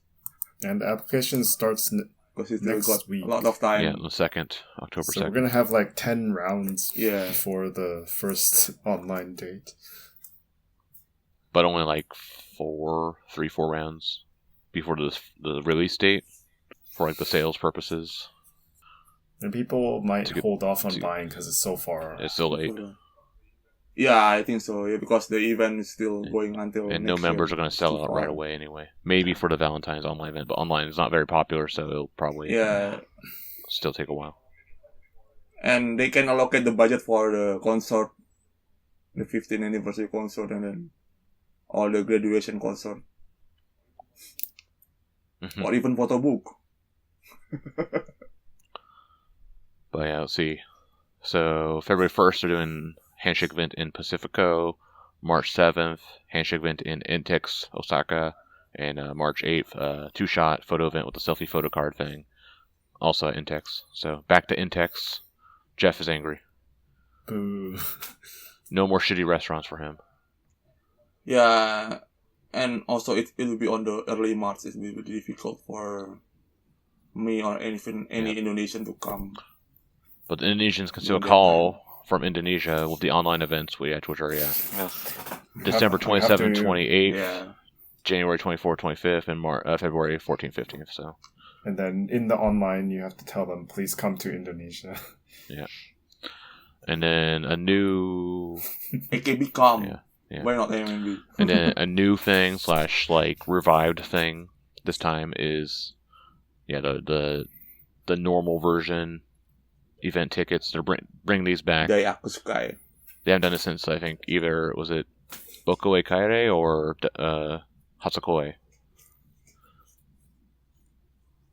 I think it was Bokoe Kaire. Maybe it was the last time they did these tickets, which they did do like an event back in, I think it was 2022. For people who still had tickets for that single, they could do. That's when they were kind of rolling back bringing back their in-person events. So they did this with the tickets, and so this is they're calling this the Dayakushikai, which usually is like kind of gets the mini live plus like handshake event like with like groups of members typically. So not individual, not Kobetsu style. But these will be held. So the event titled Dayakushikai then? Yeah. Yeah, so it won't be like the Utopia event, right? Like there's some gimmick. Probably no gimmick. Yeah, typically they don't. Yeah. One event. The gimmick is the mini live, and then the groupings of members. Maybe they might do something, but I don't think they will. They'll probably announce more details later. But these events will be held, let's see, January 10th at Kyoto Pulse Plaza. And then February 11th at Makare Messe. Yeah. I heard it's a 10-minute walk during winters. Yeah, it's far from the nearest station and there's like nothing. Someone said, but, Nogizaka always goes there. And I think what I've heard from Nogizaka, like their queue stuff, they do it like outside. Like part of the queue to go inside into the lane is like outside. Like, it goes from inside to outside to inside again. So you can be freezing your ass off. But Jeff's going there because it's in Kyoto, but it's still far. Yeah, but it's still closer than any of the other venues to me. It's still Kyoto. I'll go to Hono. You go to all your Kyoto members. There's only 2. Well, at least for now. Because 11 Gen hasn't started yet, so maybe they'll probably do like the typical random member bullshit they always do. But yeah, for me though, I'm obviously I have a lot of favorites who left, so I'm probably gonna be buying fewer tickets than usual, maybe, or consolidating them into fewer members, I guess. And then also even considering even before like with last single, like I think I'm done doing like the in-person handshake. I don't like doing the handshake events so much. Really? Oh. Yeah. I always say I like the online ones better for that. And so maybe I'll just do 2 shots. Well, yeah, there's only 2 handshakes this time. Yeah. So you won't have to go to Kanto, basically. Yeah. But yeah, it's going to be interesting how this single does. Poorly. Yeah, it's going to do poorly, yeah. That's how it will do. So, yeah, that's it for the first, second single. So, out November 12th. Okay, next we'll talk about Koyorin and Yayoi were at the STARRZ Tokyo event on September 23rd. And there was also an NMB like mini live there too. Well, yeah, it was 8 members, but Koyorin and Yayoi were the only 2 who did the model walk as well. It was like some weird like 80s glam shot. Big frilly hair. Yeah, they always do that for the fashion shows. I couldn't go because I was in Tokyo, but I was at a K-pop concert. So wrong reason. Yes, the stupid overlapping schedule. But they stream this on Nico Nico, and then the archive goes up tomorrow. So, and then people were allowed to film during the model walk, so people tweeted like videos and stuff. Wasn't it like they couldn't do it during the NMB part, but they could do it during the AKB part? Yeah.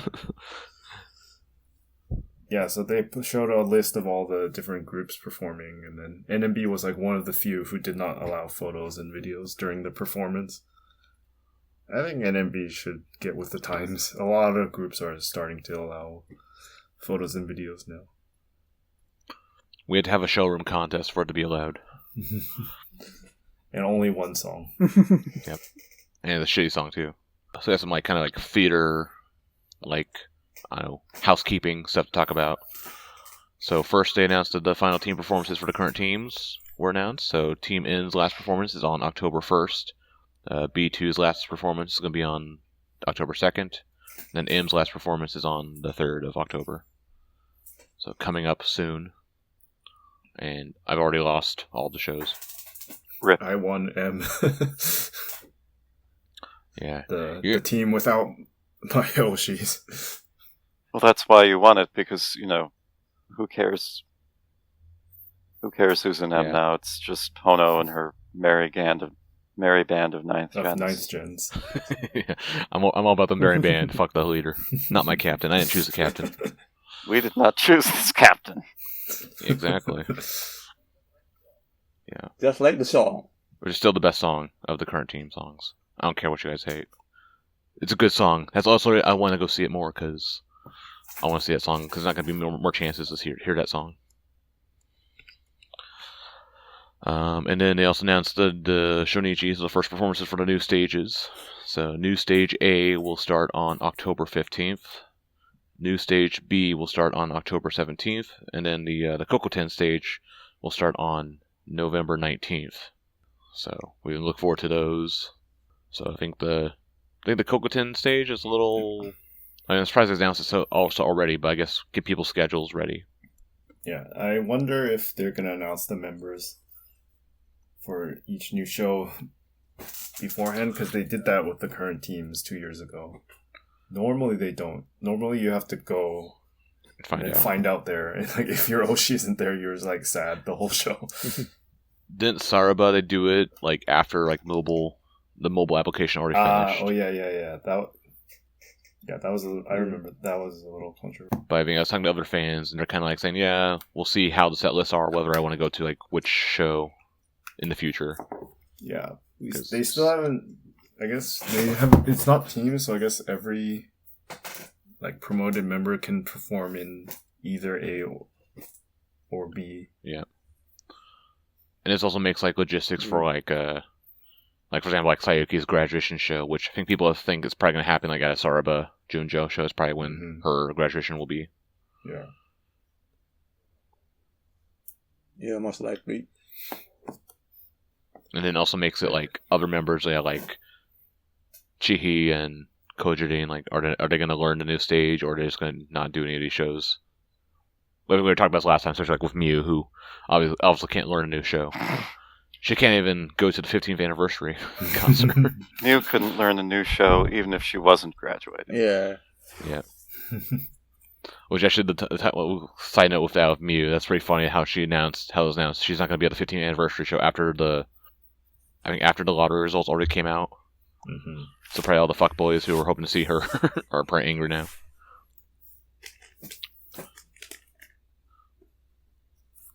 But she is going to be at the Koyorin concert, though. Just like Koyorin. Yep.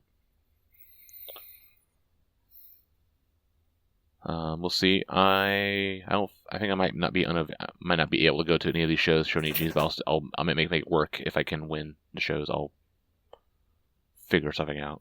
But I'm looking forward to Kokoten as well too. Yeah, I haven't watched Kokoten in the theater, only in the concerts. Yeah. Even though it's mostly gonna be 10 probably gens. 9th, 10th, 11th. They need to remove 8th gen from Saraba. No. Yes. Replace them with 11th gen. They need to remove 8th gen. Completely, yeah. Without Miyochi, No, it sucks. There should be 8th gen only shows. Nope, the time for that is past. Yep. Time for that was like the Team N show. Or B2, I guess. Okay. Also, with some other like theater house cleaning stuff, they started addressing a lot of people were complaining about the whole like ticket reselling business that's been going on, which is like pretty obvious if you go to the theater a lot. They're actually going to start doing ID checks, which they haven't been doing since they switched over to the Fanny system from last July. So now you will need to have an ID to go from October 1st. Yeah, this is possible because you print the tickets at Family Mart now, and then when you bring the ticket and go in, they don't check your ID. They just rip it, yeah. Same with like the Gaijin tickets where they don't check that, even though I think it tells you to bring your passport just in case, but they don't check. So they're doing that, I guess. And then another thing they're doing now is, because also they added the electronic ticket, like when was that added? Like earlier this year? Like July? A few months ago. Yeah. Which some people do. But now like electronic tickets will be the only way to get a ticket for certain shows, specifically the Seitansai graduation shows, and I guess I know it says with Tenchi Utopia on the 9th, it's an electronic ticket only. Which requires verification with a Japanese phone number to activate that app and link it to your account. Yeah, so even a lot of Japanese... So, one, of course, it's not friendly for foreign fans. But even a lot of Japanese fans are complaining because, being the otaku who like to hoard things, they like to have the paper ticket as a, memento of going to the show. That's what I've been doing. I have an envelope full of my tickets, so I can put them all together later. Yeah, I put them in the album with the photos I buy. Yeah. And then even like the 7-Eleven ones for the Gaijin tickets, I have to manually write down what show it was because it doesn't tell you what show it was on the ticket. It tells the date. But if I buy photos, so I know what show it was. Yeah, I guess if you only shove them all in an envelope, yeah.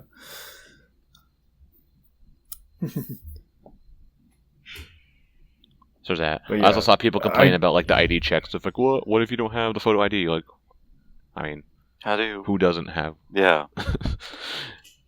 I mean, Japan's weird where like basically your health card technically is an ID even though there's no photo on it, but that's being changed with the My Number card. Like that's like changing. I think December. Everyone has to have a My Number card which has a photo on it. So.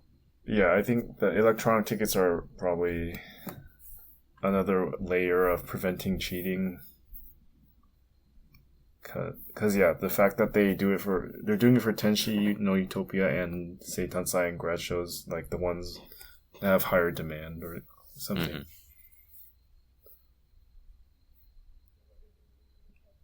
Yeah, but then it will be make hard for Gaijin to apply through funny. They forgot, again, they just don't even think about foreigners when they do these things, even though they do say Osaka Kara Sekai.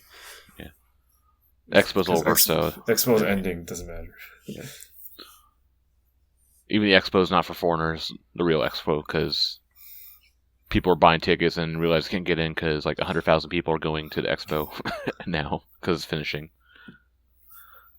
But at least, hopefully they'll still keep the inbound tickets, so you still have that. But that screws you for. Yeah, for birthday and graduation show, it will be almost impossible. You could do it's possible. It's just hard because I think you could do an eSIM or something. Yeah. You get a temporary phone. Yeah, but you need to do the verification when you can do that once, and then afterwards you'll be good. Before the show, before application, you need to verify. Which means come to Japan like 2 weeks before your show you're going to go to. 1 month, I think 1 month before. Yeah, for the rooms application. Yeah, but the sad reality is that it's like 0.1% of the fans have this problem, so they don't care. I have to have another Zoom call meeting with Cameron, I guess. Yeah, for electronic though, all the Oji-san already get accustomed to. No, most people still use paper. Digital system, from what I see. Yeah, that's why it's gonna be more difficult. Some people don't have smartphones. Yes, especially with our elderly fan base. That's always been an issue, even like with the 2-shot events, because they always complain how they can't take a 2-shot with a member because they only have the flip phone. At least it's not as bad as Mikana's event where you had to have an iPhone because they would airdrop you the photo.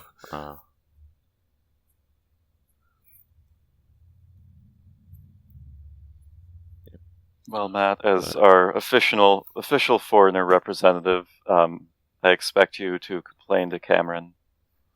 I'll do that on our behalf. Also, what I discovered with like the phone number verification, there is a limit to how many accounts you link to one phone number. It's like 2 or 3, I think. But yeah, we'll see how this shakes out until it starts affecting me personally.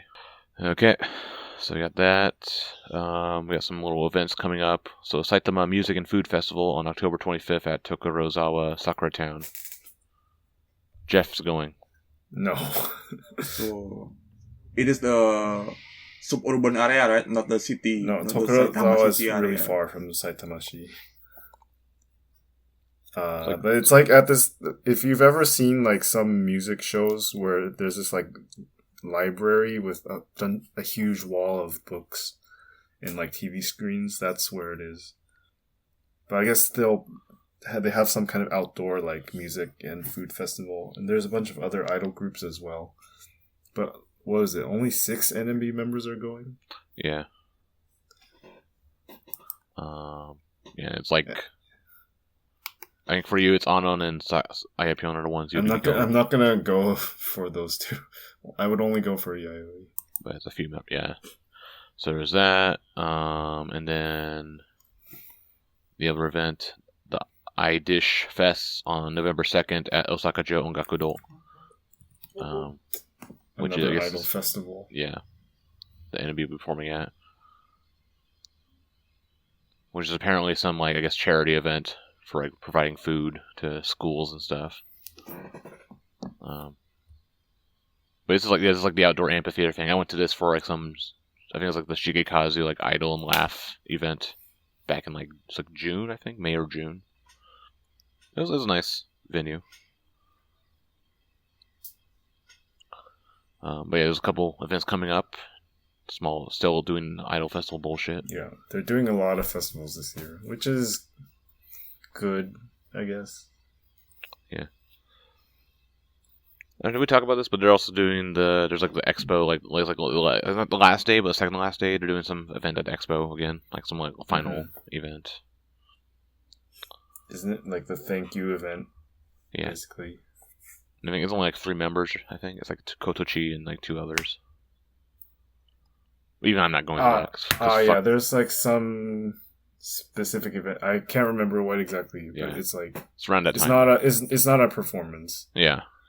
But then people are suspecting on like the last or also second last day, like there's like a whole like thank you expo thing, and then it said like there's a musical performance, and people suspect NMB will be there because it said like Kansai groups. As far as we know, we are a Kansai group. Still, we're special supporters, even though our most popular members are all from somewhere else. Hey, Reipon and Kato are from Osaka. Reipon is Hyogo. Oh, it's close enough. Still Kansai. Kansai.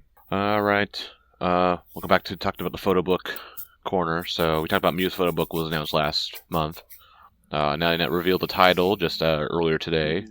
So, the title is Kakushin Han, which means, like, doing something you're not supposed to. No, it's more like... Very appropriate. It's a crime. Crime of confidence. Yeah. Well, yeah, basically, it's like, yeah, I mean, I'm still right. The crime of... Like, I mean, it's referring to, like, people use it for idols when they, like, do cutesy things or whatever, and know, like, people will like it. Like what Miyu does, like, pretending to, like, be clumsy or something. Yeah. And yeah, she's been showing more off shots and pics, kind of like every couple days or so. Say stream of content there.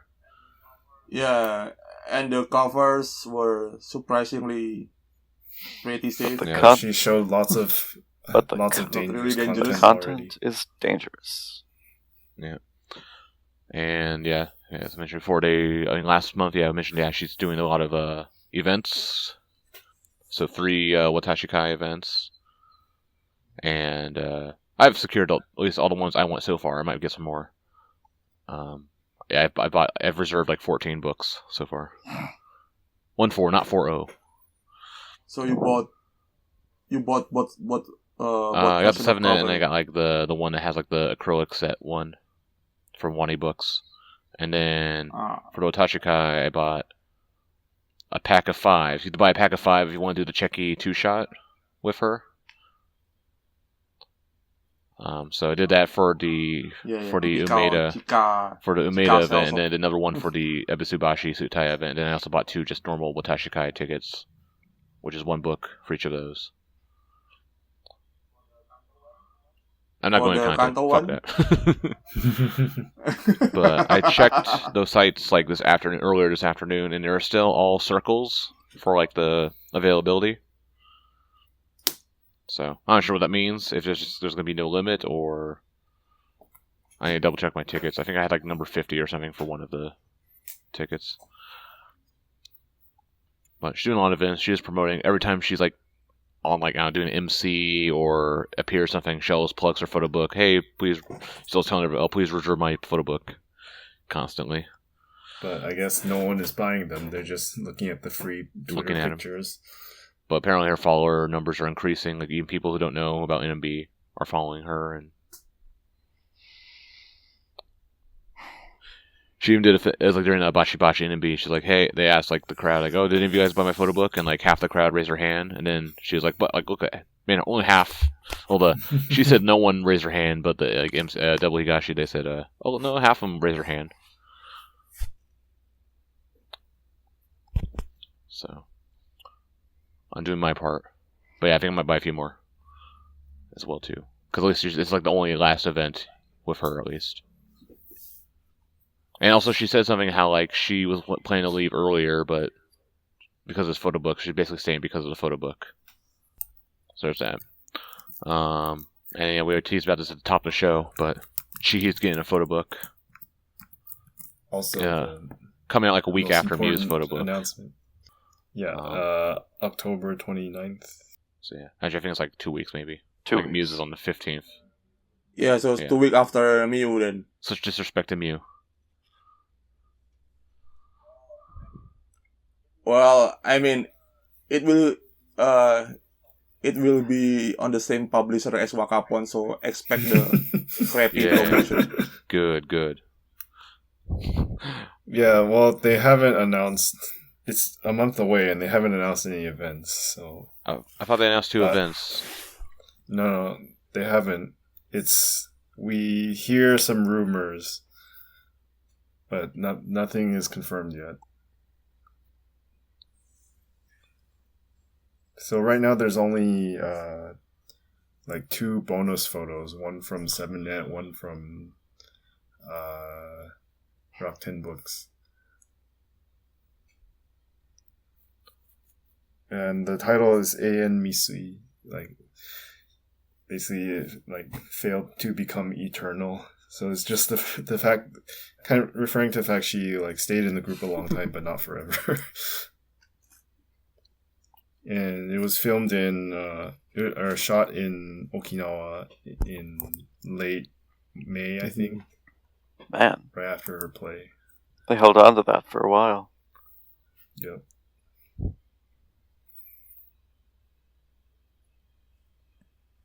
So it's pretty they've released quite a number of pictures so far, and it looks pretty good.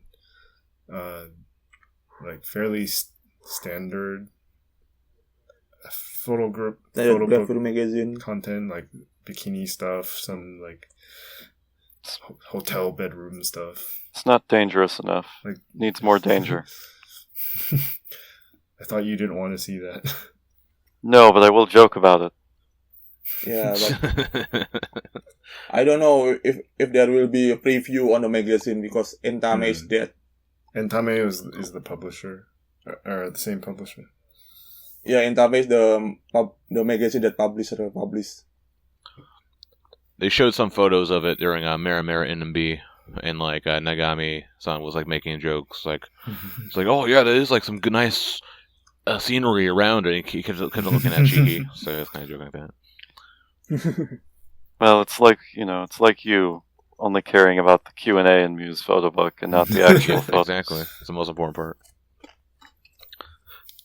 Well, he was that's not a really nice scenery, but he was staring at Chihhi's body, so he was joking about that. So they were commenting on that green dress one, how it's like a fairy costume. That's her favorite picture. Okay, so Geoff, how many books have you bought? Or you bought any yet? Just the 2 bonuses, because I'm waiting for the event announcement. I mean, you should buy at least 4, because there is 4 bonus, right? 4 in the book. Yeah, but those are from Amazon. There's 4 random ones. Oh, I forgot about that. Fuck. Time to buy more stuff. Yeah, and the Leguan when we have 1 of 4 random. Oh yeah. For every postcard, yeah. Every copy. Well, that's the thing. That's the thing with Muse, the Watashi guy. So there's the 1 ticket, the 1 book, the free book, and the 5 book set. The free book set gets you all 3 random photo card, postcard things. Mm-hmm. So you don't have to do the random card. You just get all 3 of them as a set. Yeah. Tsutaya is always good for buying any kind of gravure magazine that has random bonuses, because they will, if you buy that number, they will give you 1 of each. Yeah, because it basically stacked in order. But only Tsutaya Ebisubashi, not all Tsutaya. Also, I had some problems when buying tickets because for me, his book, because it's Tsutaya and Umeda, and then this Tsutaya Ebisubashi. They're 2 separate platforms for buying the books, mm-hmm. And they're not even both the same. They're not even Pass Market the usual one that they use. There's Cloud Pass for Ebisubashi, and this other one is MediaNet or some bullshit for the Umeda one. It's shit, I have to make a new fucking account, because I've had the Pass Market from doing the Wakapon events and stuff like that before, so annoying. Also, the Umeda one only takes credit card, whereas PassNet will take PayPay. So I had to juggle all this money. Cause I load up my PayPay with all my, okay, I'm going to buy all the books here on PayPay. Nope. So I had like $300 extra on my, or 30,000 extra yen on my account for a while. Okay. Well, I guess all right. in a month, go. Next we'll have to check, which one of you bought more. Yeah, we'll put a scale on. Yeah. Yeah, if Matt buys more, Matt wins, and if Geoff buys more, Matt still wins because he didn't buy any of the Chihhi photo book. Yeah, I still win.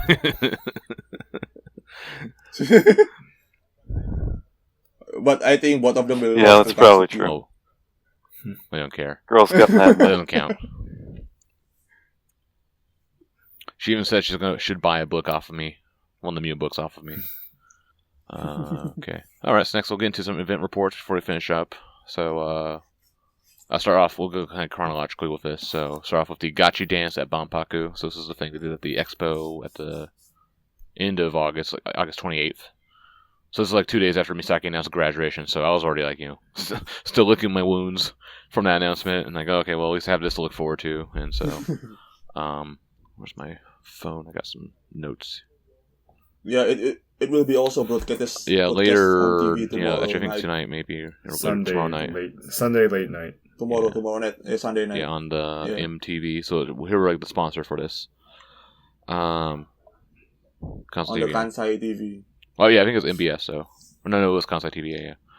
Which because the whole thing, Yeah, Kansai TV. Which parts they've had parts filmed like at the Expo because there is like a Kansai TV like little mini like satellite station on the Expo site. So they had like some like pre-recorded videos they showed from that. Those videos that like Arta was talking about last month about like how he saw like Misaki and Hono going to like Indonesia pavilion stuff. That was actually for this thing. It wasn't for Imosto. Mm-hmm. So that mystery was solved. Yeah, but I mean, there was also Imosuto airing after that. Kotocchi and Nishiyama, yeah. so it's a good one. I haven't watched it yet. I'm just saying it's good. And so this thing though, they had that, and then they had 2 sponsors. So the Sense Trust we talked about before, like some real estate magnet, and then they had a gold sponsor, which is Will Next, which I think like refurbishes like old Akiya, like old empty houses and stuff. So they had some people come out and talk about that and their sponsorship. And then there's two like parts to this. So the first part, I went to both of them. So the first part was mostly like different like dance groups from like high schools and junior high schools and like universities doing like different like interpretive dances or like based on like the Expo themes and stuff like that. With the members standing off to the side and like kind of like sharing their thoughts and their comments on like the performances. So there was some interesting stuff watching that. There was like some nature dance. It was pretty cool. This one dance is like inspired by Frozen, the Disney movie, with like this projection mapping all around the Shine Hat thing, because they do projection mapping on that venue there. Then halfway through, they had all the members come out and they danced the Expo song with Myaku Myaku. So not the Konnichiwa song, but the Expo 2025 song. The Yuzu song. Is it Yuzu, the band? No, it's Kobukuro, but it does say Konnichiwa over and over. Yeah. Yeah, Konnichiwa. But not the old one, though. But, Konnichiwa Sakura Saku or something. So they did that. There are some clips like on like TikTok of it. And then the back half, they had this like little member-produced segment where so it was Keito, Ayapyon, and Kurumi. They produced like a group with like, some like high school students or junior high school students. But it was like some really try-hard bullshit with like, I don't know, it felt like kind of like a musical kind of thing. So like, it's like weird. It's like they're screaming and then getting scared of something and then dying and then be reborn. It was like really weird. That's like, it was like it was all try-hard dance bullshit. It's like, okay, I'm assuming Kurumi was behind all that because she's into the dance thing. And then Sakatan, Mako, and Wakatan, their produced dance was, they had them do Dakishi Mero from Tenchi Utopia. And that was with 30 junior high school students. So that was kind of cool watching all of them dancing that. But no one took out any pen lights during that song, though, even though it wasn't an NMB song. And then after that, then all the members came out and they performed Oh My God. And at that point, everyone took out pin lights during that song, at least. So yeah. But yeah, that was like a really weird show because it's mostly for the schools performing, not so much. It wasn't NMB focused, which they announced that before, I guess. So mostly there's a lot of parents of people watching their kids perform, and then as soon as they finished performing, they all left. So, oh, really? Yeah. Because they want to see the rest of the expo. Probably, yeah. When the parents leave, the Wada will come. Yeah. Which also a seating area for that. So there's like arena and then there's stand seating. But actually, the arena seating actually is quite small. It's like only like 2 rows of like folding chairs. So it wasn't even worth it. And then the stands are actually right behind it. So actually, it's a lot of good seating. So actually, it's pretty good. And it's like first come first serve seating. And I was able to get a good spot. It wasn't too bad. And then for the second Gachidance part, so this is more NMB focused, but they still did some like college and local dance school team performances. So first one was like another kind of like intense like musical dance. Another one was based off like Greek history with like Atlas, this guy dressed up as like Atlas holding like this giant globe, and everyone was dancing around him as he was struggling to hold the earth together. Then they play the video clip of Misaki and Anon going around to the pavilions asking if the countries would be willing to participate in the Gachidance thing. So yeah, they went to Malaysia, Philippines, and Indonesia for that. And so then those countries came out and they did like a couple performances or songs, respectively. So Malaysia did like this tribal dance with like screaming and screeching. And I was like watching, like Sakatan and Wakapon were laughing at him whenever they did the screech. Like they thought it was funny. And then they did the "Come to Malaysia" song, which I think Geoff, you probably seen it. You've been like at Nankai Namba Station. They play the Malaysia theme song. It's like a tourism song. Oh really? Yeah, it's like Malaysia is truly Asia. So, I went to Expo last week and they had a little performance where they sang that song. Yeah, so. That's what they did for that, and then there's a little segment where like the representatives from like the country would explain in their language, explain in English, and Misaki would interpret and say it in Japanese. So that was like her last chance of doing like the interpreting stuff. And then Philippines came out. They did some song about like the Northern Tribe, and then some other song that was like about like a prayer ritual. And when the Philippine person was talking, you know how Filipinos are. They talk so much. They talk so fast. So Misaki had to pause the Philippine person. Hey, can we stop? I need to like, translate the Japanese. So I felt bad for her. So she was doing it for real and not like reading. Yeah, it wasn't like scripted or anything. Yeah, so it's kind of live interpretation. And then Indonesia came out and they did heavy rotation, like Indonesian version into heavy rotation. And like while the other like Malaysia and Philippines, they actually had like performers. Indonesia's people, it was just staff that run the pavilion that were doing the dances and the performing, which you probably seen like the videos on TikTok, Instagram of like them always like singing. Yeah, I mean they were kind of become famous after that. And even like I see some of the videos of them like singing like the cue like it's like Hayaku Haite Kudasai, you know, the guy with the sunglasses. Do you know those guys? Arda? Yes, all Indonesians know. No, that's what I'm saying. Yeah, you should know them. Yeah. But one of my friend walked they weren't double performers though.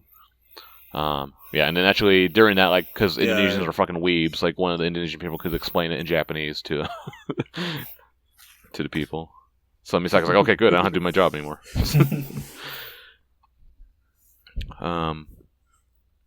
Yeah, so yeah, that's basically that. So it was like college groups plus country groups for the first half, and then they had the idol dance block, which is them going through different generations of idols. So we had like the Showa idol period with Shinshin and Raepon doing like the Pink Lady song. And then Yucatan did a Nakamori Akina song, and then the Desire Junetsu, and then Wakatan did the Matsuda Seiko song. Of course. Yeah, which you can see, there's like some clips of those on TikTok, I believe. You can find those. And then did Heisei Idols, which like some other dance team came out and they did like the Morning Musume 21 or Muso Machine, Love Machine 21. The song, and also K-pop because that's also Heisei apparently. And then lastly did the NMB block, and they're thinking, okay, what songs should we do for NMB? And so they did Gambara Nuai, Korega Ainonoka, and Choose Strike.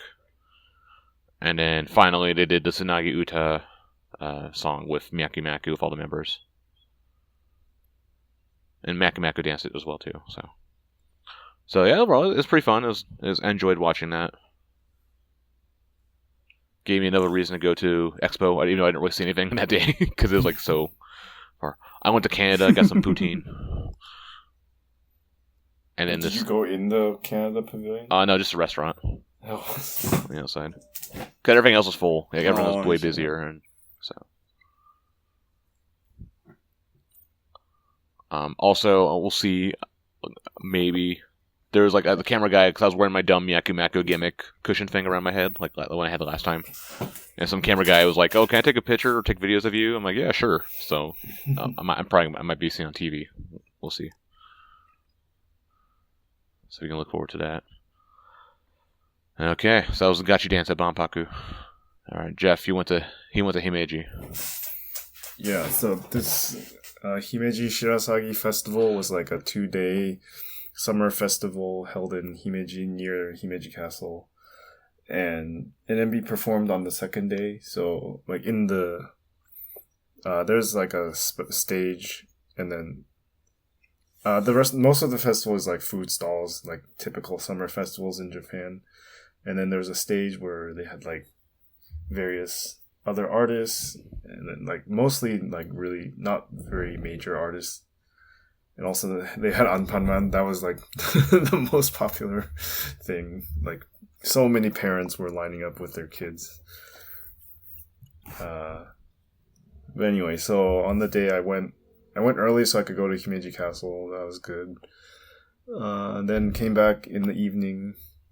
There was like they announced like only a couple days before that there would be like a VIP section in the front you could go to if you bought like a special towel where the proceeds will like help them run the festival again in future years. But like basically all the otaku got the towel, so the front VIP section had like 100 or so people. Did you join it? Yeah. I didn't go super early because it was like 3,000 yen. It's Baller. not that much. It's free. I mean, if you go all that way for free. I mean, it's versus free, yeah, but I mean, also lets you get pretty close without having to wait for hours like all the other idiots.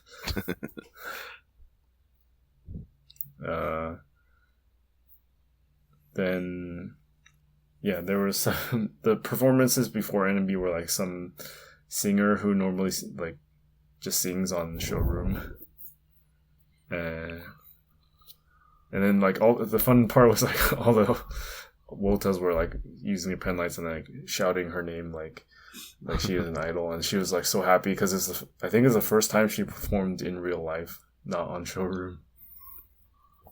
Then the second was like some washed up band who had a one-hit wonder like 20 years ago. And then the otaku were also shouting their names. Like I forgot their names, but it's like Keisuke, like, and then they were like, "Oh, we're getting such a warm reception from the people of Himeji," but no, it must be just NMB fans. Like, sorry for us Oji-san coming up before your idols. Yeah, but then for this one, it was then NMB came on for half an hour, and it was all of the Hyogo members. So Miyu had the loudest cheers, and because I think, yeah. So last event. All her local, last event, and then also her local people came out to support her. Yeah, the set list was fairly standard, like summer songs, things like that. I was a little surprised they did all the songs with no break, no water break, because in the summer recently they've been like pausing for like during the MC, or like they take turns to go drink water.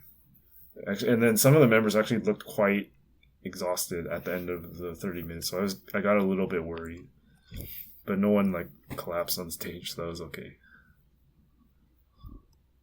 But yeah, and then beyond the VIP section, there were like quite a lot of normies who came to the free section. So it was good. I really hope NMB does more of these like local Kansai festivals because the fan base has decreased a lot. But if we do these kind of local things, I think slowly at least keep the like local fans. You just want to do a Kyoto event. Yes, that too. If they can't restrict it to Kyoto members because it would just be Anon and Misora. They gotta hire more Kyoto members in F11 generation. Yes. Then you'll go against your will though, because it's not an even number group. Well, I begrudgingly support Misora. That's why you're waiting for 12. That's your gimmick, right? You say your multiples of 4. Multiples of 4. 12th gen, rise up. Okay, and then Namba Sai Unit Collection happened as well. Yeah, so I didn't go to I went to this. I didn't go to the first Namba Sai. So this is a fake one. The concept was kind of similar, right? It's like small groups of members performing a little thing.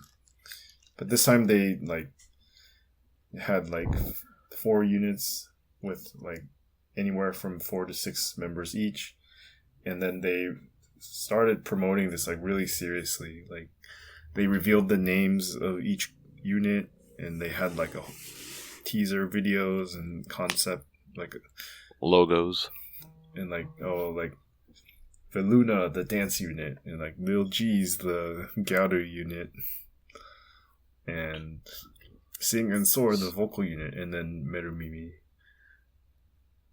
with only 4 members. Merumimi was always 4 members. But this was before Futan quit, but she was already out because she was on hiatus of illness. Yeah. But yeah, I got really lucky. I got second row seats. Is in the Cool Japan Hall. The WW Hall? Yeah, the bigger one. Not the Nazi one. That's the smallest one. Everyone actually stayed seated during the whole concert, I think, which was good because there was Kamiko, so it makes it easier for Kamiko to take pictures. And then, if you stay seated, it's like less height difference between people, so people don't block your view. I think at the first Namba Sai there was no Kamiko. Oh yeah. Yeah, but there was no stream for this because several of the units did covers of non-48 group songs, so they can't show that due to rights and stuff. Like Lil G's the Gyaru unit basically did all these like Heisei era songs, like from Morning Musume, or like I think Ayumi Hamasaki, or like someone, I can't remember the set list, but that type of song. Utada Hikaru. Yeah. They did. Just triggered a Arxis.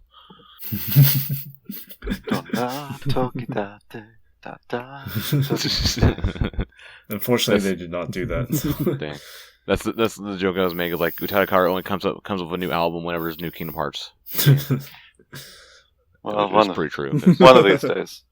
Anyway. Yeah. But actually, so I was really surprised. The concert was felt quite well produced, even though the stage design was kind of plain. But then it was produced in the sense that they actually hired backup dancers, and they had like original choreography for a lot of songs. Like, for example, Veluna, the dance unit, they did 48 songs, but they came up with their own choreography for it. And they had this, like, whole elaborate thing with, like, for the SKE song, Escape, they had this whole thing with these yellow, like, rope things they would, like, tie around their wrists or, like, wrap around them and then like escape from that. Tying It was really cool. Tying Mako up. What a concept.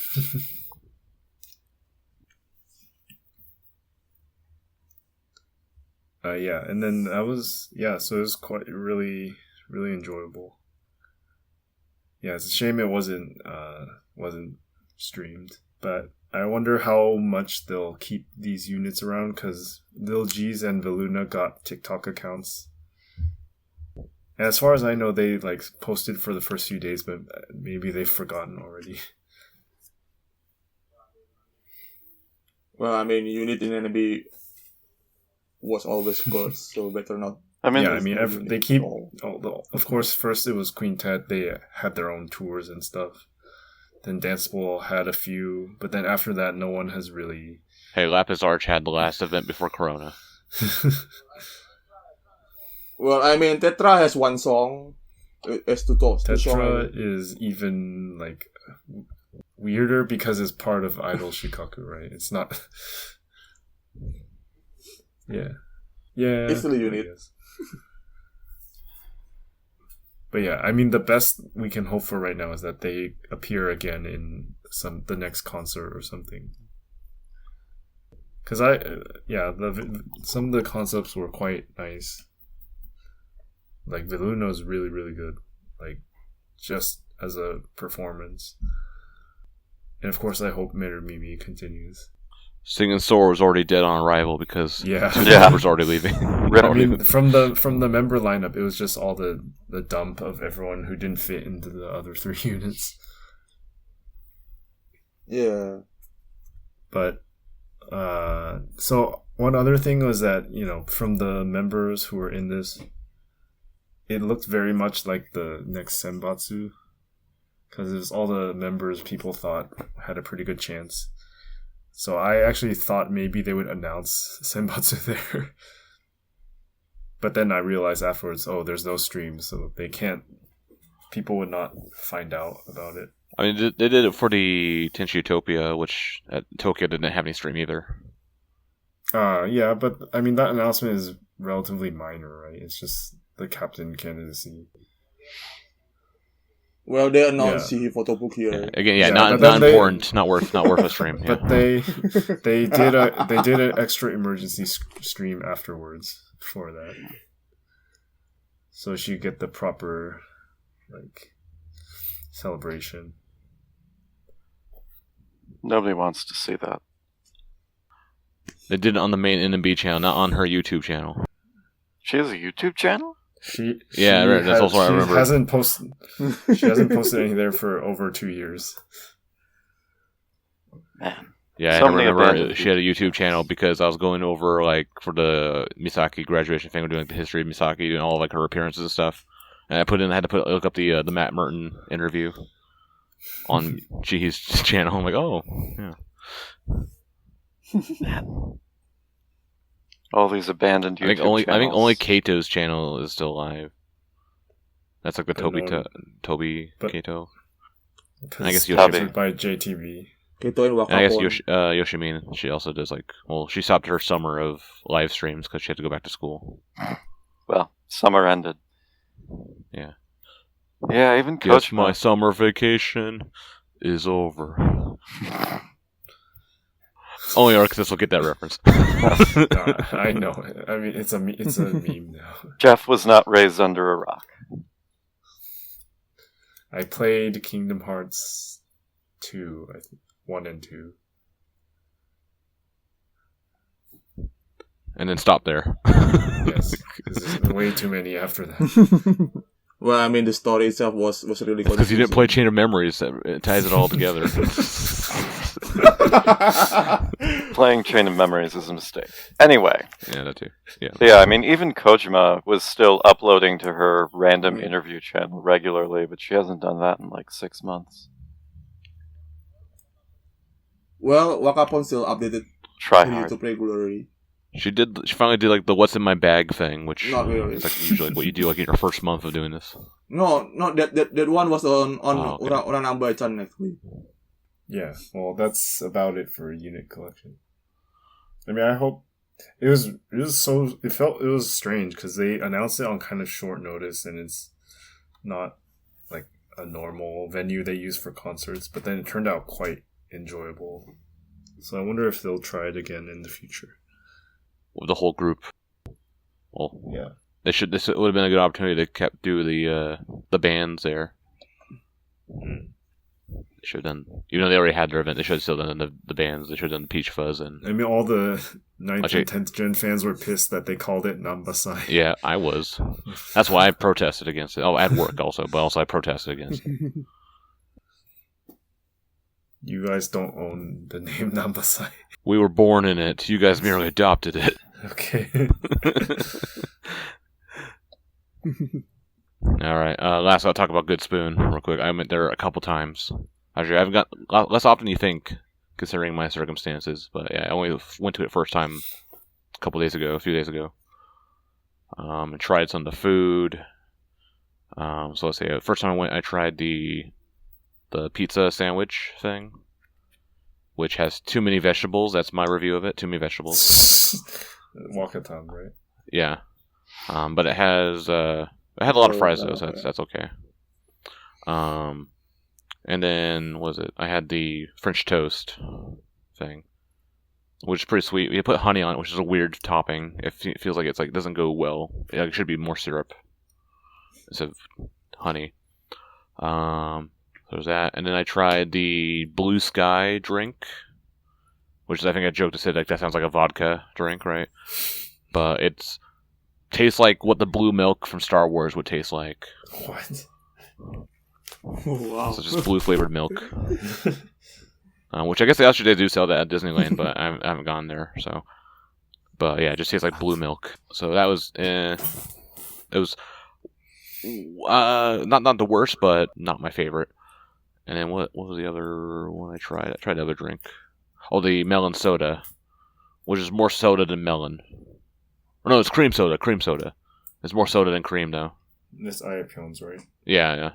Now you feel like that'd be the most normal one, but it gets especially heavy on the soda. It's more Italian soda than like your typical like melon soda plus ice cream. So that one's okay. And then second time I went over, I tried the Kung Pao, what the fuck is it called? The Xiaolongbao, yeah, the little dumpling bowls. Soup dumplings, yeah. Repon. Yeah, which those are okay. Actually, Kansuki said like she had it in Tokyo and said they were much better. Like the way they're cooked are better. I guess like kind of more fresh. Whereas like the Wheeze ones, which I guess I can probably see what she meant. Because these ones are kind of like overcooked, I guess, like a little too hard, too crunchy. Mm-hmm. So, but they're okay. It was okay. Had the perfect amount of vegetables, which I think was none. So, how very Japanese of you. And then I tried the Sakatan Chocola cake, which originally I was going to abstain from because I can't support Sakatan anyway. It was okay. It's very sweet though. And then I also tried the mango lemonade, which I think that was a drink last year. I think that was like Wakanyan's drink last year. And so it was just that again, which that one's probably the best of the drinks. I ended up getting like Shinshin back to back with coasters. Like I've got one thing, I pulled Shinshin twice with the coasters, so I was really pissed about that. Yeah, so far not really getting no good pulls with the posters, and then I tried buying the acrylic stands because those actually are pretty big. They're quite huge. On 2 separate days, 2 separate occasions, I ended up pulling Real P twice. So Geoff and Arda, you guys are covered. I got you guys. No, I don't even want it because I don't like her haircut in it. Arda will take it though. Wait, what? A Real P acrylic stand. Sure. She's wearing the thing is they're wearing the Tenshi Utopia costumes. Yeah, I do want the Utopia outfit, but so yeah, the hair, yeah, the hair's really bad. It's tied really short, so it's tied like in a bun. So it looks like she has like short hair. It's really bad on her. And so I ended up pulling another one and getting a Miyu, but that's on like limited time. That's buying limited time right now, so I'll try again. For me, I have a lot of members in M I like, so it's generally a safe bet. At least I didn't get like Hono or like Hono P, I guess. Oh, me and Geoff are gonna go check out Good Spoon soon. I guess tomorrow. Tomorrow. Yeah. So he'll be the judge of it next time. But yeah, that's my little Good Spoon report. They have a lot of photos like from like the July concerts, the Zep ones. So from like the Tenshi Utopia and the Kokoten concerts. And then on the TV, they're just playing like reruns of Mera Mera and Bachi Bachi NMB like with no sound, just constantly. So that's kind of fun. That's better than like playing like World to People over and over again like they did the last couple times. Where just played the World to People like music video on repeat. And then yeah, they're just playing like NMB songs constantly. And then a few members have gone over there and signed some of the goods. Full? Last couple times not. Well, only it's typical. If you go like after a show or after an event, and yeah, it's pretty full. But like. The first time I went was like on the afternoon. There's nothing going on, and is dead. Oh yeah, okay. Just like back then. Yeah, just like typically. Yeah, well, if you go like so probably like during like the theater show, it'll probably be dead. But if you go right after, everyone comes there. I heard the Tokyo one is dead. Yeah. And like when they divide the restaurant in half, so or at least like they use part of the restaurant for this collab cafe. So then. The normal side gets like too full, so then I heard they sat some normie people in the NMB side. Gotta creep them out. They were all laughing at like, what is this idol stuff? A question we all ask ourselves all the time. At least, and also that's a new location though. That's not at the Yokohama Brick House. So yeah, so doing even worse. Okay, well, I think that's it for all of the things to talk about on the podcast. We have talked about a lot of stuff here. Over 2 hours, 2.5 hours of stuff to talk about. But yeah, I guess we'll find out who the next captain is next time we talk. And probably maybe some more information. Maybe I don't think they'll announce the new song yet. They'll probably be at the concerts. Probably gonna be the new show, the show A and show B for next month. That's possible, yeah. But yeah, let us know in the comment section what you thought about the news here, how you feel about this stuff. You can also email us at nmbtakoyaki.party@gmail.com. Subscribe to the podcast on your platform of choice. And share the podcast with your friends. Help us grow. So we appreciate having everyone listening to the podcast and engaging with our content. But that will do it for this edition of NMB Takoyaki Party. Thanks for listening. Peace out.